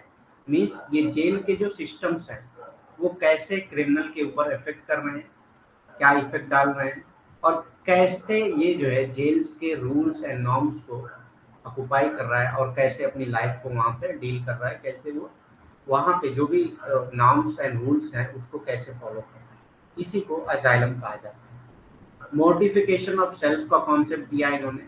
Modification of self is a term use by government to describe the debilitating effect an individual experience upon admittance into a social institution। जब भी कोई भी social institution में जाता है तो वो अपने आप को भूल जाता है। मोडिफिकेशन मतलब क्या होता है? अपने आप को खत्म कर देना, अपने आप का अपना सेल्फ खत्म कर देना। मीन्स आपकी जो पहले आप जो थे वो खत्म होकर आपका दूसरे चीज में रिसोशलाइजेशन हो जाता है। इसी को मोडिफिकेशन ऑफ सेल्फ कहा जाता है। जैसे कि क्रिमिनल है, वो क्रिमिनल है, उसका सेल्फ जो है एक तरह क्रिमिनल माइंड का, उसका सेल्फ जो है एक क्रिमिनल की तरह, और उसको जो है वो बुलवा कर टोटल इंस्टीट्यूशन में एक दूसरी लाइफ जीता है। इसी को मोडिफिकेशन ऑफ सेल्फ कहा जाता है। तो मोडिफिकेशन ऑफ सेल्फ के कॉन्सेप्ट से भी क्वेश्चन आता है। Modification of self is a term used by government to describe the deliberating effect an individual experience. Means क्या इफेक्ट एक इंडिविजुअल जो एक्सपीरियंस करता है जब वो टोटल इंस्टीट्यूशन का पार्ट बनता है। जब वो टोटल इंस्टीट्यूशन का पार्ट बनता है तो उसका एक्सपीरियंस क्या होता है, इसी को मोडिफिकेशन ऑफ सेल्फ कहा जाता है। Presentation of self in everyday life, ये एक बुक का नाम भी है इनके और कॉन्सेप्ट भी है इनका, और इसी के बेस पे इनके सारे कॉन्सेप्ट हैं। ठीक, the presentation of self in everyday life is a 1956 sociological book by Ervin Goffman, in which the author uses the imaginary of the theater in order to portray the importance of the human social interaction. Means presentation of self in everyday life में ये क्या बताते हैं, इन्होंने explain किया है कि जो भी इंडिविजुअल है वो अपने अपने सेल्फ को करता है किसी के सामने, तो वो एक ड्रामा के तौर पे प्रेजेंट करता है अपने आप को सोसाइटी में। तो उन्होंने थिएटर का वर्ड यूज किया है कि जो लाइफ है वो एक थिएटर की तरह है और वो एक ड्रामा करता है जब भी वो अपने आप अपने सेल्फ को प्रेजेंट करता है। This approach would become known as Goffman dramaturgical analysis, और इसी अप्रोच को ड्रामेटर्जिकल एनालिसिस कहा जाता है, जो हम पहले पढ़ चुके हैं। रोल डिस्टेंस का कॉन्सेप्ट इन्होंने दिया था। ठीक, तो रोल से रिलेटेड ज़्यादातर कॉन्सेप्ट मर्टन ने दिया है, लेकिन आपको ये याद रखना है कि रोल डिस्टेंस का कॉन्सेप्ट जो है वो एरविन गॉफमैन ने दिया।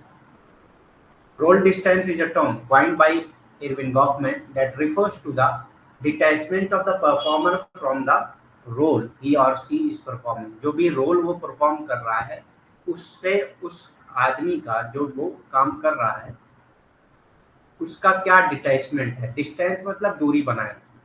ठीक, जैसे कि अगर जो है एक बीटेक स्टूडेंट है, अगर एक बीटेक स्टूडेंट है, ठीक, वो जो है किसी कंपनी में एचआर है। एचआर क्या है, मैनेजमेंट का स्टूडेंट जो है ये काम करता है, तो वो एक तरह का डिटैचमेंट होगा उसका वर्क से। जैसे लोग कहते हैं ना कि मैं तो ऐसे ही कर रहा हूँ ये काम, या कोई इंटरेस्ट नहीं है इसमें, तो एक तरह का डिटैचमेंट है उस काम में।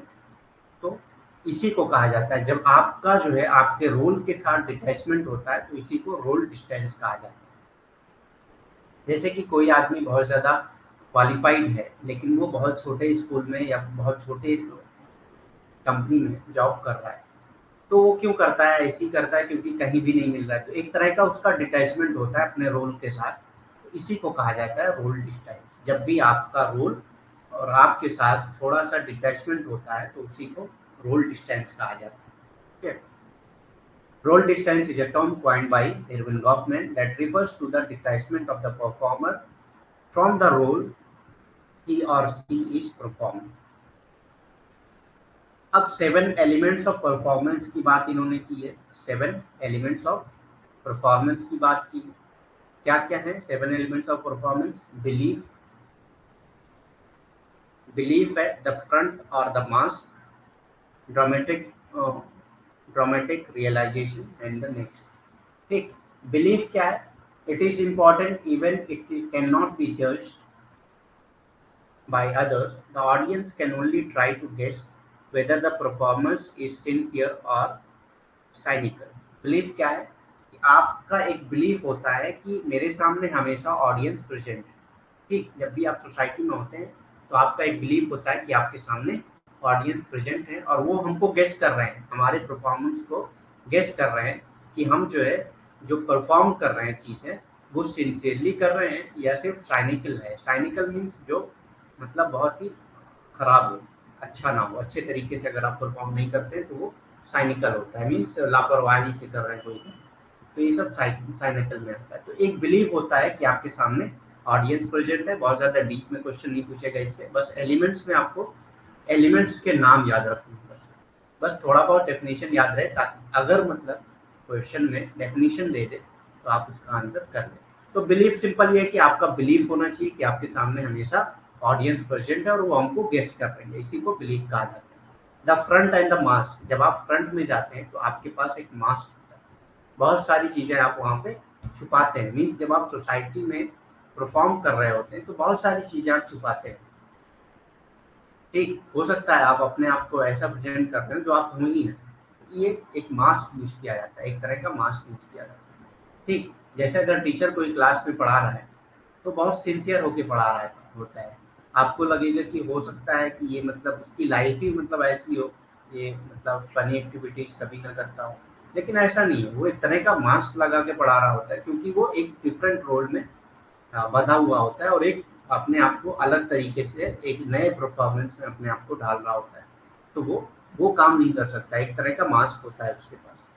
तो the front and the mask यही है। The actors front as labelled by government is the part of individual performance which function to define the situation for the audience। Means जैसी सिचुएशन होगी उसी के अकॉर्डिंग आप फंक्शन करते हैं। ठीक, एक तरह का मास्क लगा होता है आपके पास। उसके बाद dramatic realisation, a portrayal of aspect of the performer that they want the audience to know. Means dramatic realisation क्या है? जो मतलब परफॉर्मर है वो चाहता है किसी चीज को बताना, किसी चीज को बताना चाहता है अगर ऑडियंस को, तो वो ड्रामेटिक रियलाइजेशन करता है। When the performer wants to stress something they will carry on dramatic realisation. Means किसी चीज को बहुत ज्यादा फोकस करता है तो उसको ड्रामेटिक रियलाइजेशन तक लाता है। मीन्स जैसे कि अगर कोई आदमी बताना चाह रहा हो कोई चीज कि मतलब वो बहुत ही लॉयल है,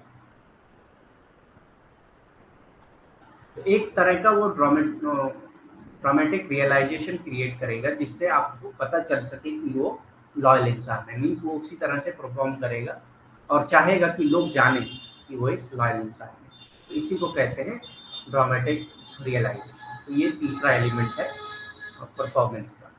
चौथा क्या है? आइडियलाइजेशन। परफॉर्मेंस में be subjected to idealisation suggesting that performer में बी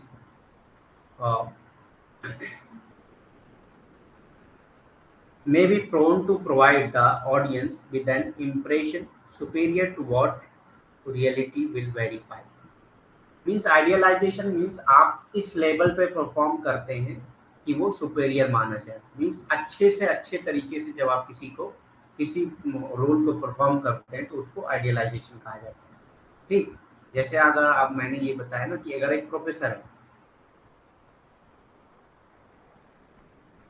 अगर एक प्रोफेसर है तो वो कोशिश करेगा कि मैं जो है अच्छे से अच्छे तरीके से प्रोफेशनल लाइफ को लोगों के सामने लाऊं। मतलब एक अपना मतलब जो प्रोफेसर का जो रोल है उसको अच्छे से, जितना अच्छे तरीके से उसको कर सकता है उतना अच्छे तरीके से करे।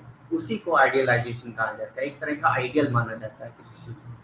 ठीक, ये उस तरह का कॉन्सेप्ट नहीं है जो वेबर का आइडियल टाइप का कॉन्सेप्ट था। आइडियलाइजेशन मीन्स जब आप किसी मतलब जो बहुत ही हाई लेवल की चीजें हैं, हाई रियलिटी की चीजें हैं जिसको बहुत ही अच्छा माना जाने लगा, उस तरह के उस बेस पे अगर आप अपने रोल को परफॉर्म करते हैं तो उसको आइडियलाइजेशन कहा जाता है। ठीक, उसके बाद आता है miss representation. Performers habitually misrepresent certain fact but tend to avoid telling uh, their faced lies because of the risk of being caught.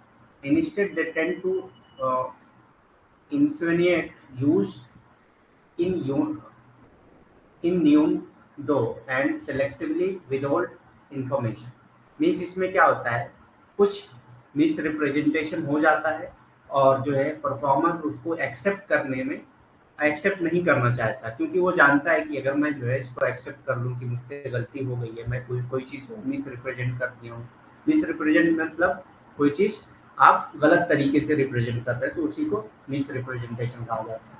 लेकिन उसको जो है वो एक्टर जो है वो एक्सेप्ट करना नहीं चाहता, क्योंकि उसके पास रिस्क होता है कि वो पकड़ा जाए उस चीज़। Instead they tend to means उसको मतलब वो क्या कहेंगे, उसको मतलब छुपाना चाहता है और उसको मतलब एक्सप्लेन करना चाहता है कि जो भी कहा गया वो सही है। ठीक, as government acknowledge the idea of mis representation applies most obviously to criminals. Means जो क्रिमिनल है वो अपने आप को मिस रिप्रेजेंट करेगा कि वो क्रिमिनल नहीं है। चोर से आप कभी भी पूछेंगे कि तुम चोर हो तो वो नहीं कहे कि चोर है। तो एक तरह का मिस रिप्रेजेंटेशन है। वो अपने आप को रिवील नहीं करेगा क्योंकि वो जानता है कि वो पकड़ा जाएगा, फिर उसके साथ एक स्टिग्मा जुड़ जाएगा। लॉयर्स है, फ्रॉडर्स है, ये सब अपने आप को मिस रिप्रेजेंट करते हैं सोसाइटी में। मीन्स क्रिमिनल अगर रिप्रेजेंट कर दे कि वो क्रिमिनल है तो लोग उससे भागेंगे नहीं, वो क्राइम कैसे करेंगे। तो इस तरह से वो अपने आप को मिस रिप्रेजेंट करते हैं और वो अपने आप को, अपना ट्रू सेल्फ को रिवील नहीं करना चाहते, क्योंकि वो जानते हैं कि वो पकड़े जाएंगे। ठीक। उसके बाद आता है mystification. Related to misrepresentation is the idea of mystification. ये भी रिलेटेड है मिस रिप्रेजेंटेशन से। अ सेंस ऑफ ऑ और a sense of awe or reverence in the audience. Mystification and audience usually involve social distance or restricted actor of to the performance. Means mystification and audience usually involve social distance. Means थोड़ा सा distance बनाए रखते हैं। Mystification में क्या है, जो भी audience है वो क्या करते हैं, डिस्टेंस मेंटेन करते हैं उन लोगों से, जैसे कि जो क्रिमिनल्स वगैरह हैं उनसे। और restricted access to the perform, means उनको जो है कुछ रिस्ट्रिक्शन लगा दिए जाते हैं। तो ये सब चीज़ें आती हैं मिस्टिफिकेशन में। Maintenance of expression, expressive control, means आप अपने एक्सप्रेशन को मेंटेन करते हैं। आप जब भी सोसाइटी में होंगे तो बहुत सारे इंटरनल एक्सप्रेशन आपके होते हैं, वो आप मेंटेन करते हैं। ठीक। मीन्स आप जो है अगर मान लिए किसी डेथ में, तो ज़रूरी थोड़ी ना कि आप को भी उतनी सैडनेस फील हो रही हो किसी आदमी की डेथ की वजह से, जितनी वहाँ के लोगों को फील हो रही हो। तो आप वहाँ पे अपने एक्सप्रेशन को जो है वो मेंटेन करते हैं। आप ऐसा फील कराते हैं लोगों को कि आपको भी इससे थोड़ा सा तकलीफ हुई है और आपको भी इससे मतलब सैडनेस फील हो रहा है। ठीक। Maintenance of expressive control, the need to stay in character, means आप उस पोजीशन में रहना चाहते हैं। जैसे कि अगर मैंने एग्जांपल दिया डेथ का, तो उसमें आप जाते हैं तो वहाँ पे आप मेंटेन करते हैं अपने आप को और वहाँ के लोगों के जैसा ही रहने की कोशिश करते हैं। The performer has to make sure that they send out the correct signal, means वो सही तरीके से इस्तेमाल कर। अब वहाँ पे कोई हंसने लगे जाके, तो ये सही तरीका नहीं है ना। मीन्स वो शो करते हैं अपने आप को कि वो करेक्ट सिग्नल दे रहे हैं। मीन्स सैड फील कर कर वो बताते हैं कि हाँ डेथ पे सैड फील किया जाता है, तो हम सैड फील करते हैं। ठीक। As well as silencing the occasional compulsion to convey misleading ones that might distract from the performance। तो ये सब चीजें हैं।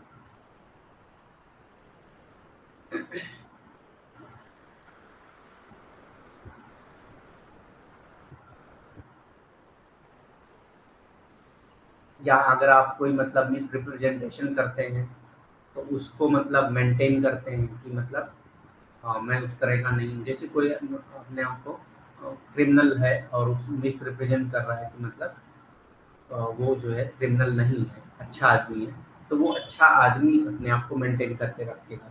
इस तरह के एक्सप्रेशन मेंटेनेंस को मेंटेनेंस ऑफ एक्सप्रेसिव कंट्रोल कहा जाता है। तो ये थे 7 एलिमेंट्स परफॉर्मेंस के। बिलीफ है, front and, the mask, dramatic realisation, idealisation, misrepresentation and mystification, and the last one is maintenance of expression. ठीक।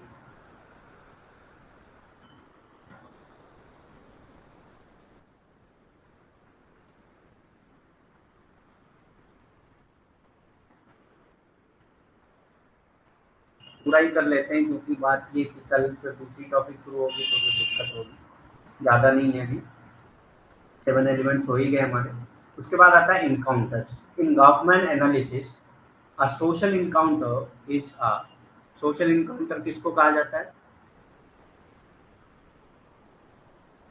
Social encounter is a precarious affair in which each of the participants disparate, desperately hopes to survive without disaster or mishap। Means without disturbance जो है वो एक दूसरे के साथ मिलजुल कर रहते हैं, उसी को इनकाउंटर कहते हैं। आप एक दूसरे के साथ मिलते हैं, इनकाउंटर मतलब एक दूसरे से बात करना, मिलना।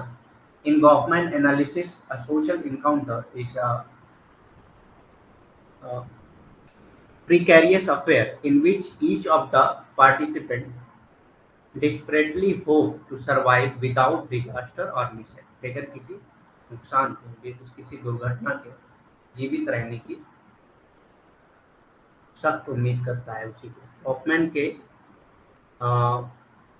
विश्लेषण में एक सामाजिक मुठभेड़ एक अनिश्चित मामला है जिसमें प्रत्येक प्रतिभागी आपदा या दुर्घटना के बिना मतलब बगैर किसी डिस्टर्बेंस के बिना वो एक दूसरे से इनकाउंटर करते हैं और एक दूसरे से इंटरेक्शन करते हैं। इसी को उन्होंने इनकाउंटर के तौर पर डिफाइन किया। तो आपसे ये पूछ सकता है वो gave the concept of encounters. ठीक, उसमें आपको यही बताना है कि ये इनकाउंटर जो कॉन्सेप्ट है इसमें जो है पार्टिसिपेंट एक जगह पे सरवाइव करते हैं बगैर किसी डिजास्टर के या मिसहैप के। डिस्क्रिपेंट रोल क्या होता है? Goffman next describe a special discrepant role, the non person. This label attaches to anyone whose presence or absence at a performance is inconsequential. From the performance viewpoint, the show can go on just as if the non-person were not there. Usually, these individuals are in socially subordinate position. Goffman cited means आपने कभी देखा होगा, simple ये कि जब भी drama होता है, जब भी कोई ड्रामा होता है थिएटर में, उसमें किसी का डिस्क्रिपेंट रोल होता है। डिस्क्रिपेंट रोल किसी न किसी का होता है। डिस्क्रिपेंट रोल क्या होता है कि ऐसा परफॉर्मर जिसके रहने ना रहने से कोई फर्क ना पड़ता हो, जिसके रहने ना रहने से ड्रामा पे कोई फर्क ना पड़ता हो। जैसे कि जब ग्रुप ड्रामा होता है तो कुछ लोग पीछे भी खड़े होते हैं, कुछ लोग फर्स्ट रो में खड़े होते हैं, तो पीछे भी खड़े होते हैं कुछ। मतलब जैसे आप अगर स्कूल ड्रामा देखा होगा तो उसमें क्या होता है, जो पीछे बच्चे खड़े होते हैं उसमें से कुछ एक दो बच्चे ऐसे होते हैं जो अगर नहीं भी रहे तो कोई फर्क नहीं पड़ता है, मतलब ड्रामा जैसा हो रहा था वैसे ही होगा। तो इसी को कहते हैं कि कुछ जो है आपके लाइफ में कुछ ऐसे लोग भी होते हैं जो डिस्क्रिपेंट रोल अदा करते हैं, जिनके रहने ना रहने से कोई फर्क नहीं पड़ता है। ठीक, गॉफमैन ने डिस्क्रिपेंट रोल में young children and servant as his two main example. Young servant क्या, यंग चिल्ड्रेन मतलब जो छोटे बच्चे होते हैं वो डिस्क्रिपेंट रोल अदा करते हैं। मतलब बहुत ज़्यादा मेन रोल तो होता नहीं उनका सोसाइटी में, एक तरह का डिस्क्रिपेंट रोल है, बच्चे हैं नहीं है तो कोई फर्क नहीं पड़ता है उससे। एंड सर्वेंट एज हिज, और सर्वेंट का भी बहुत ज़्यादा इम्पोर्टेंस नहीं होता है, तो इसीलिए इन दोनों का एग्जाम्पल उन्होंने डिस्क्रिपेंट रोल में दिया था। तो ये भी आपसे क्वेश्चन पूछ सकता है कि while defining discrepant role, Goffman uses the example of uh, what type of example uses Goffman uses? So young children and servants, ये दोनों हो जाएंगे इनके डिस्क्रिपेंट रोल के example. Self in micro analysis, self को इन्होंने माइक्रो एनालिसिस में study किया है। Image result for self in micro analysis Goffman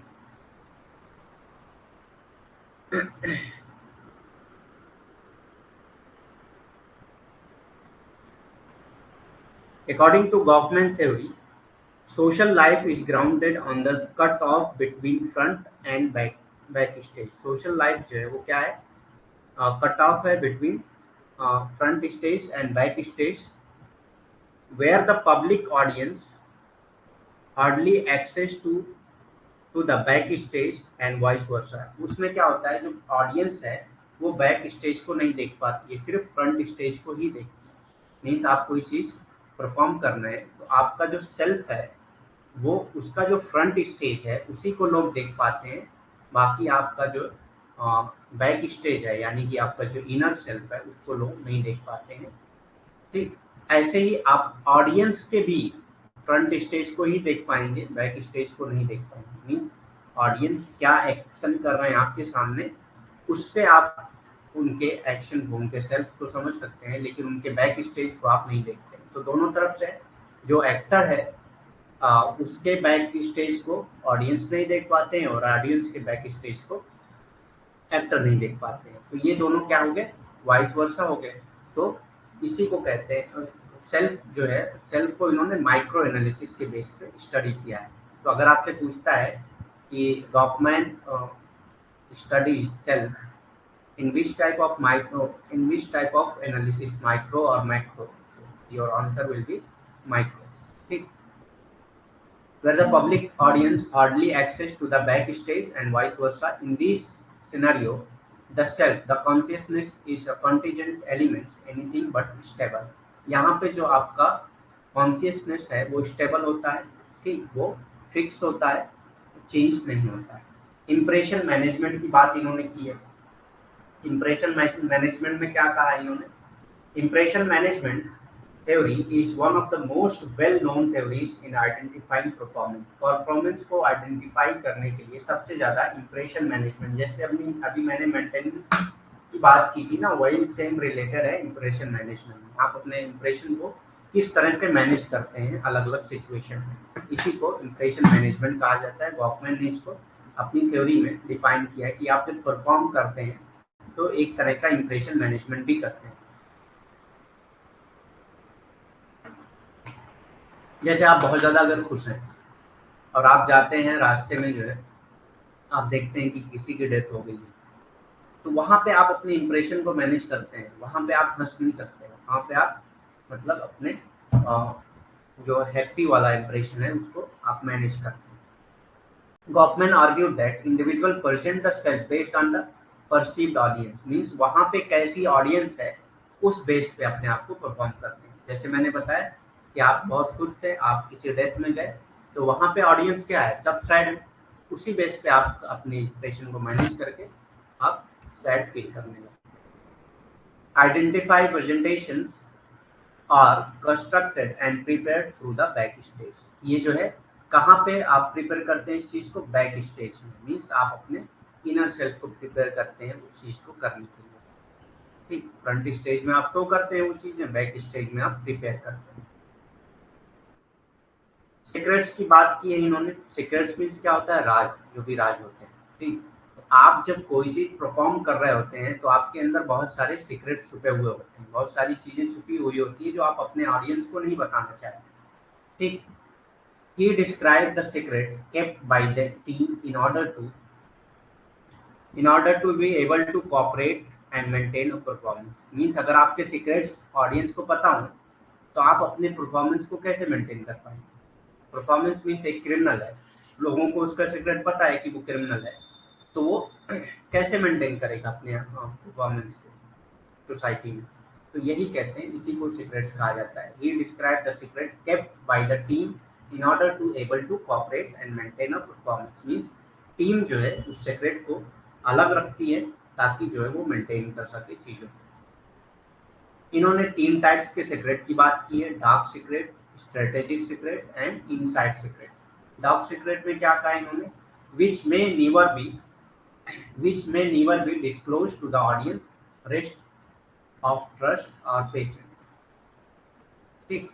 means ये कभी भी रिवील नहीं किया जाता है, ऑडियंस को नहीं बताया जाता है, ये एक तरह का डार्क सीक्रेट होता है, मीन्स बहुत गहरा राज होता है डार्क सीक्रेट, जो कभी भी ऑडियंस को नहीं बताया जाता, ठीक।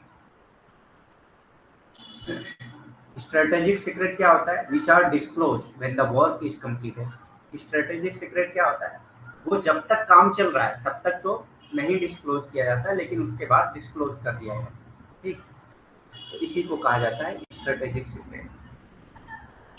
डार्क सीक्रेट क्या है, ये कभी भी डिस्क्लोज नहीं किया जाएगा। स्ट्रेटेजिक सीक्रेट कब डिस्क्लोज किया जाता है, जब वर्क पूरा हो जाता है, ठीक।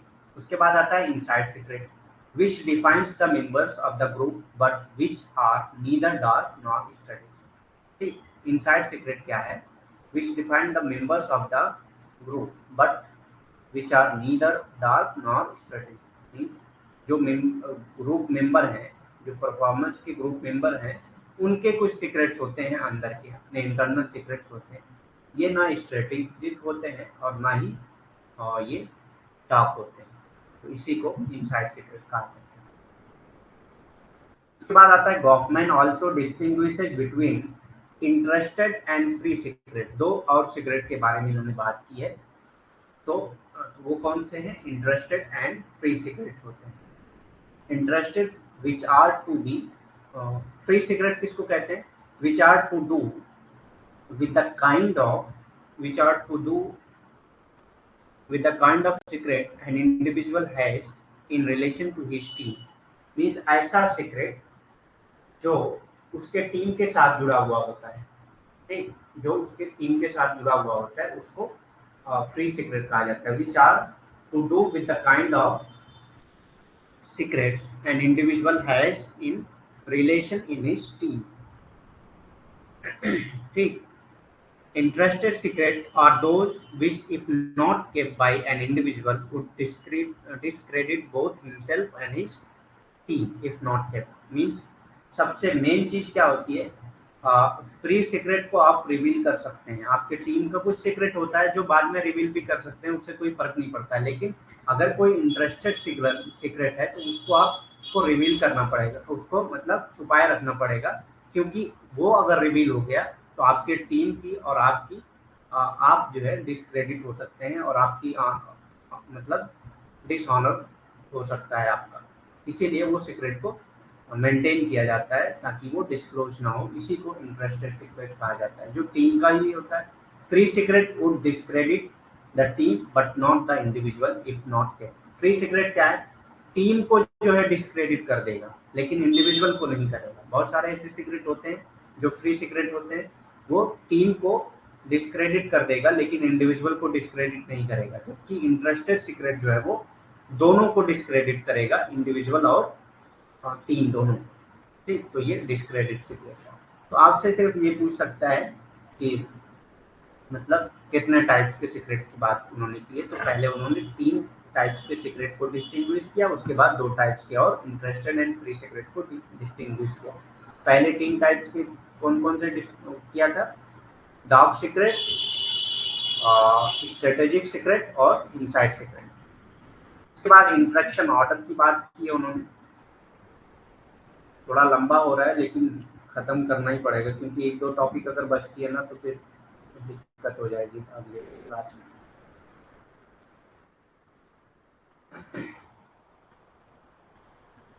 उसके बाद इंटरेक्शन ऑर्डर क्या होता है,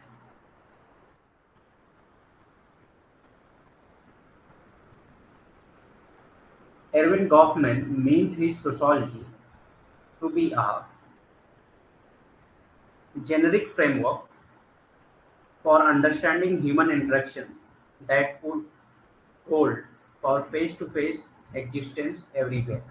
Means interaction order क्या है, Erving Goffman mean his sociology to be generic framework for understanding, means sociology को इन्होंने ऐसे एक्सप्लेन किया है कि ये generic framework है जो है ह्यूमन इंटरेक्शन को स्टडी करता है, उनके फेस टू फेस रिलेशनशिप को स्टडी करता है।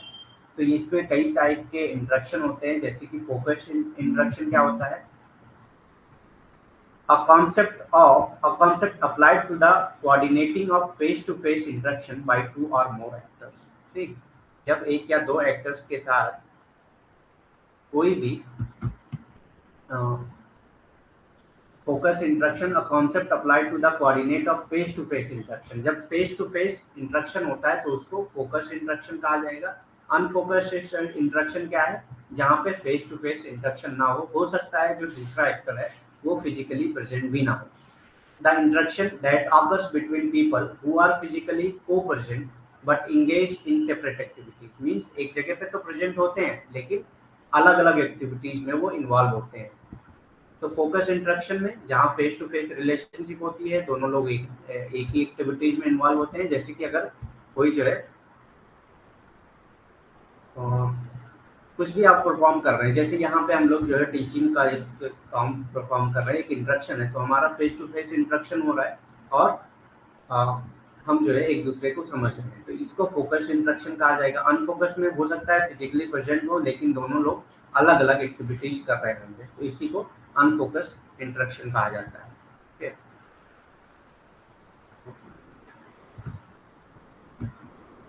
ठीक, उसके बाद आता है strategic interaction to describe those game like event in which each player situation is fully dependent on the move of his opponent. जहाँ पे जो है आपका जो इंटरेक्शन है वो डिपेंड करता है कि सामने वाला का क्या मूव होगा, मीन सामने वाला जैसा आपके साथ ट्रीट करता है वैसे ही आप भी ट्रीट करते हैं, तो उसको स्ट्रेटेजिक इंटरेक्शन कहा जाता है। ठीक,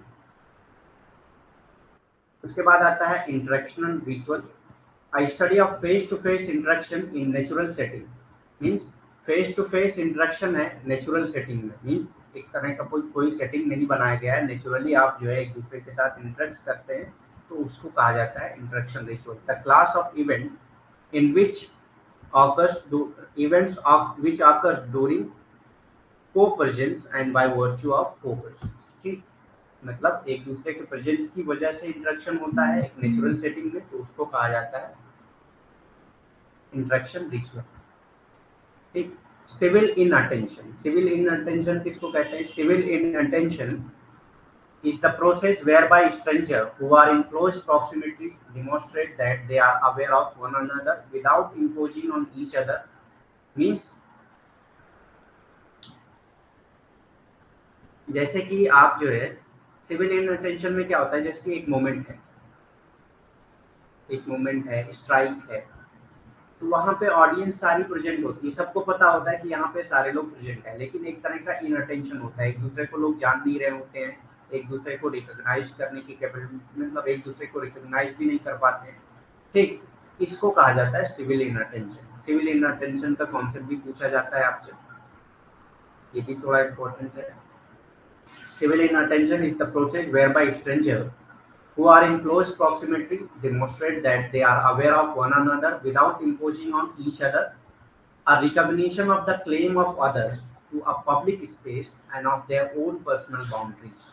ठीक, अपने पर्सनल बाउंड्रीज पे वो रहते हैं, एक दूसरे को रिकॉग्नाइज नहीं कर पाते हैं, तो इसी को कहा जाता है सिविल इन अटेंशन।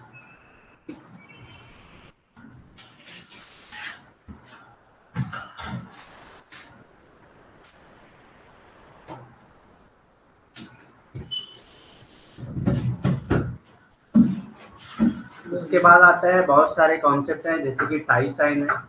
टाई साइन और science signals and symbols that are involved through people's action as well as objects such as engagement ring। Tie sign क्या होता है? एक तरह का साइन होता है जिसमें आप जो है ये बताते हैं कि आप एक दूसरे का इंटरेक्शन है और इंटरेक्शन के बीच में आप एक दूसरे से रिलेटेड हैं, जैसे कि इंगेजमेंट रिंग होता है। इंगेजमेंट रिंग जो है वो किस लिए दिया जाता है?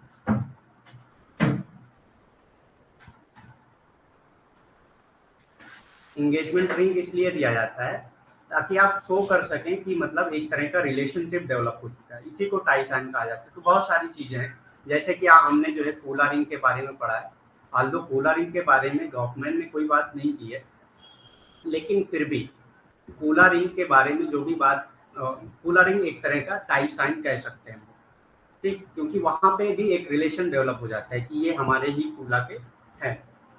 ठीक, तो इस तरह का साइन, बहुत सारे साइंस होते हैं, वेडिंग बैंड्स होते हैं, फ्रेंडशिप बैंड्स होते हैं, ये सब क्या है? Tie sign. ठीक, उसके बाद आता है साइनिकल परफॉर्मेंस। साइनिकल जैसे कि मैं बता चुका हूँ पहले ही, साइनिकल किसको कहते हैं? साइनिकल मतलब होता है कि जहाँ पे जो है ठीक तरीके से परफॉर्मेंस नहीं किया जाता हो, उसी को साइनिकल परफॉर्मेंस कहा जाता है। Who may move to guide the conviction of this audience only as a means to other ends, having no ultimate concern in the conception। Means एक तरह से अगर बैड परफॉर्मेंस को भी आप साइनिक परफॉर्मेंस कह सकते हैं, बैड परफॉर्मेंस को भी साइनिक परफॉर्मेंस कह सकते हैं। मीन्स अगर प्रॉपर वे में कोई परफॉर्मेंस नहीं होता है तो उसी को साइनिक परफॉर्मेंस कहा जाता है। ठीक, इनकी बहुत सारी बुक्स हैं और इम्पोर्टेंस हैं सारी बुक्स। तो की पॉइंट्स आपको याद ही है, presentation of self in everyday life, ये asylum, encounters, behaviour, interaction ritual, ये सारे कॉन्सेप्ट हैं। अगर आपको कॉन्सेप्ट याद है तो बुक आप आसानी से बता सकते हैं। Presentation of self in everyday life, asylum भी उनका कॉन्सेप्ट है, इनकाउंटर्स भी उनका कॉन्सेप्ट है, बिहेवियर इन पब्लिक प्लेसेस की बात भी उन्होंने की है, इंटरेक्शन रिचुअल्स कॉन्सेप्ट ही है, फ्रेम एनालिसिस हम लोग कर चुके हैं, जेंडर एडवर्टीजमेंट, आप जो है इस कॉन्सेप्ट को याद रखेंगे। फॉर्म्स ऑफ टॉक्स, ये दो बुक जो है आप याद रख सकते हैं, बाकी सब जो है स्टिग्मा, ये सब की पॉइंट से आपके हो जाएंगे। ठीक, तो बहुत लंबा खींच गया, तो 1 घंटा 45 मिनट हो गया, लेकिन ये टॉपिक खत्म करना बहुत ज़रूरी था। वैसे 1.5 घंटे की क्लास हुई है। ठीक, okay, thank you all. For your patience. और कोई अगर क्वेश्चन करना चाहता है तो कर सकता है, 2 मिनट का टाइम है। कोई भी क्वेश्चन अगर आप करना चाहें तो कर सकते हैं।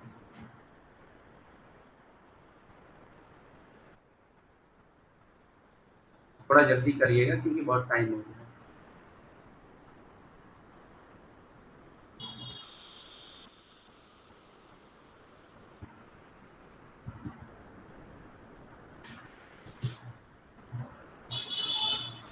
नहीं, कल क्लास नहीं है।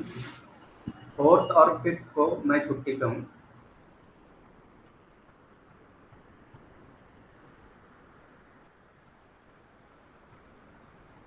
ये 2 दिन जो है क्लास नहीं है। ठीक है। हाँ, क्लास तो बढ़िया रहा, लेकिन थोड़ा लंबा जब खींचता है ना तो थोड़ा हो जाता है, हेक्टिक हो जाता है, पढ़ाने वाले के लिए भी और पढ़ने वाले के लिए भी। लेकिन ये ज़रूरी था क्योंकि बीच में कोई टॉपिक छोड़ना क्या होता है ना, फिर बाद में वो चीज़ें समझ में नहीं आती।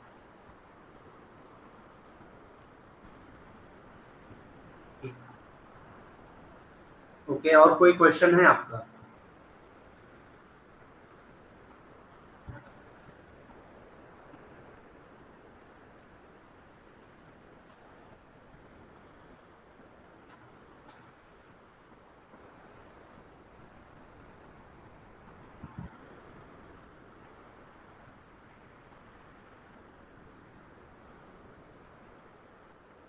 Okay, good night. Good night to all. So pray करिए आप लोग मेरे लिए। कल मेरा, परसों मेरा इंटरव्यू है पीएचडी के लिए।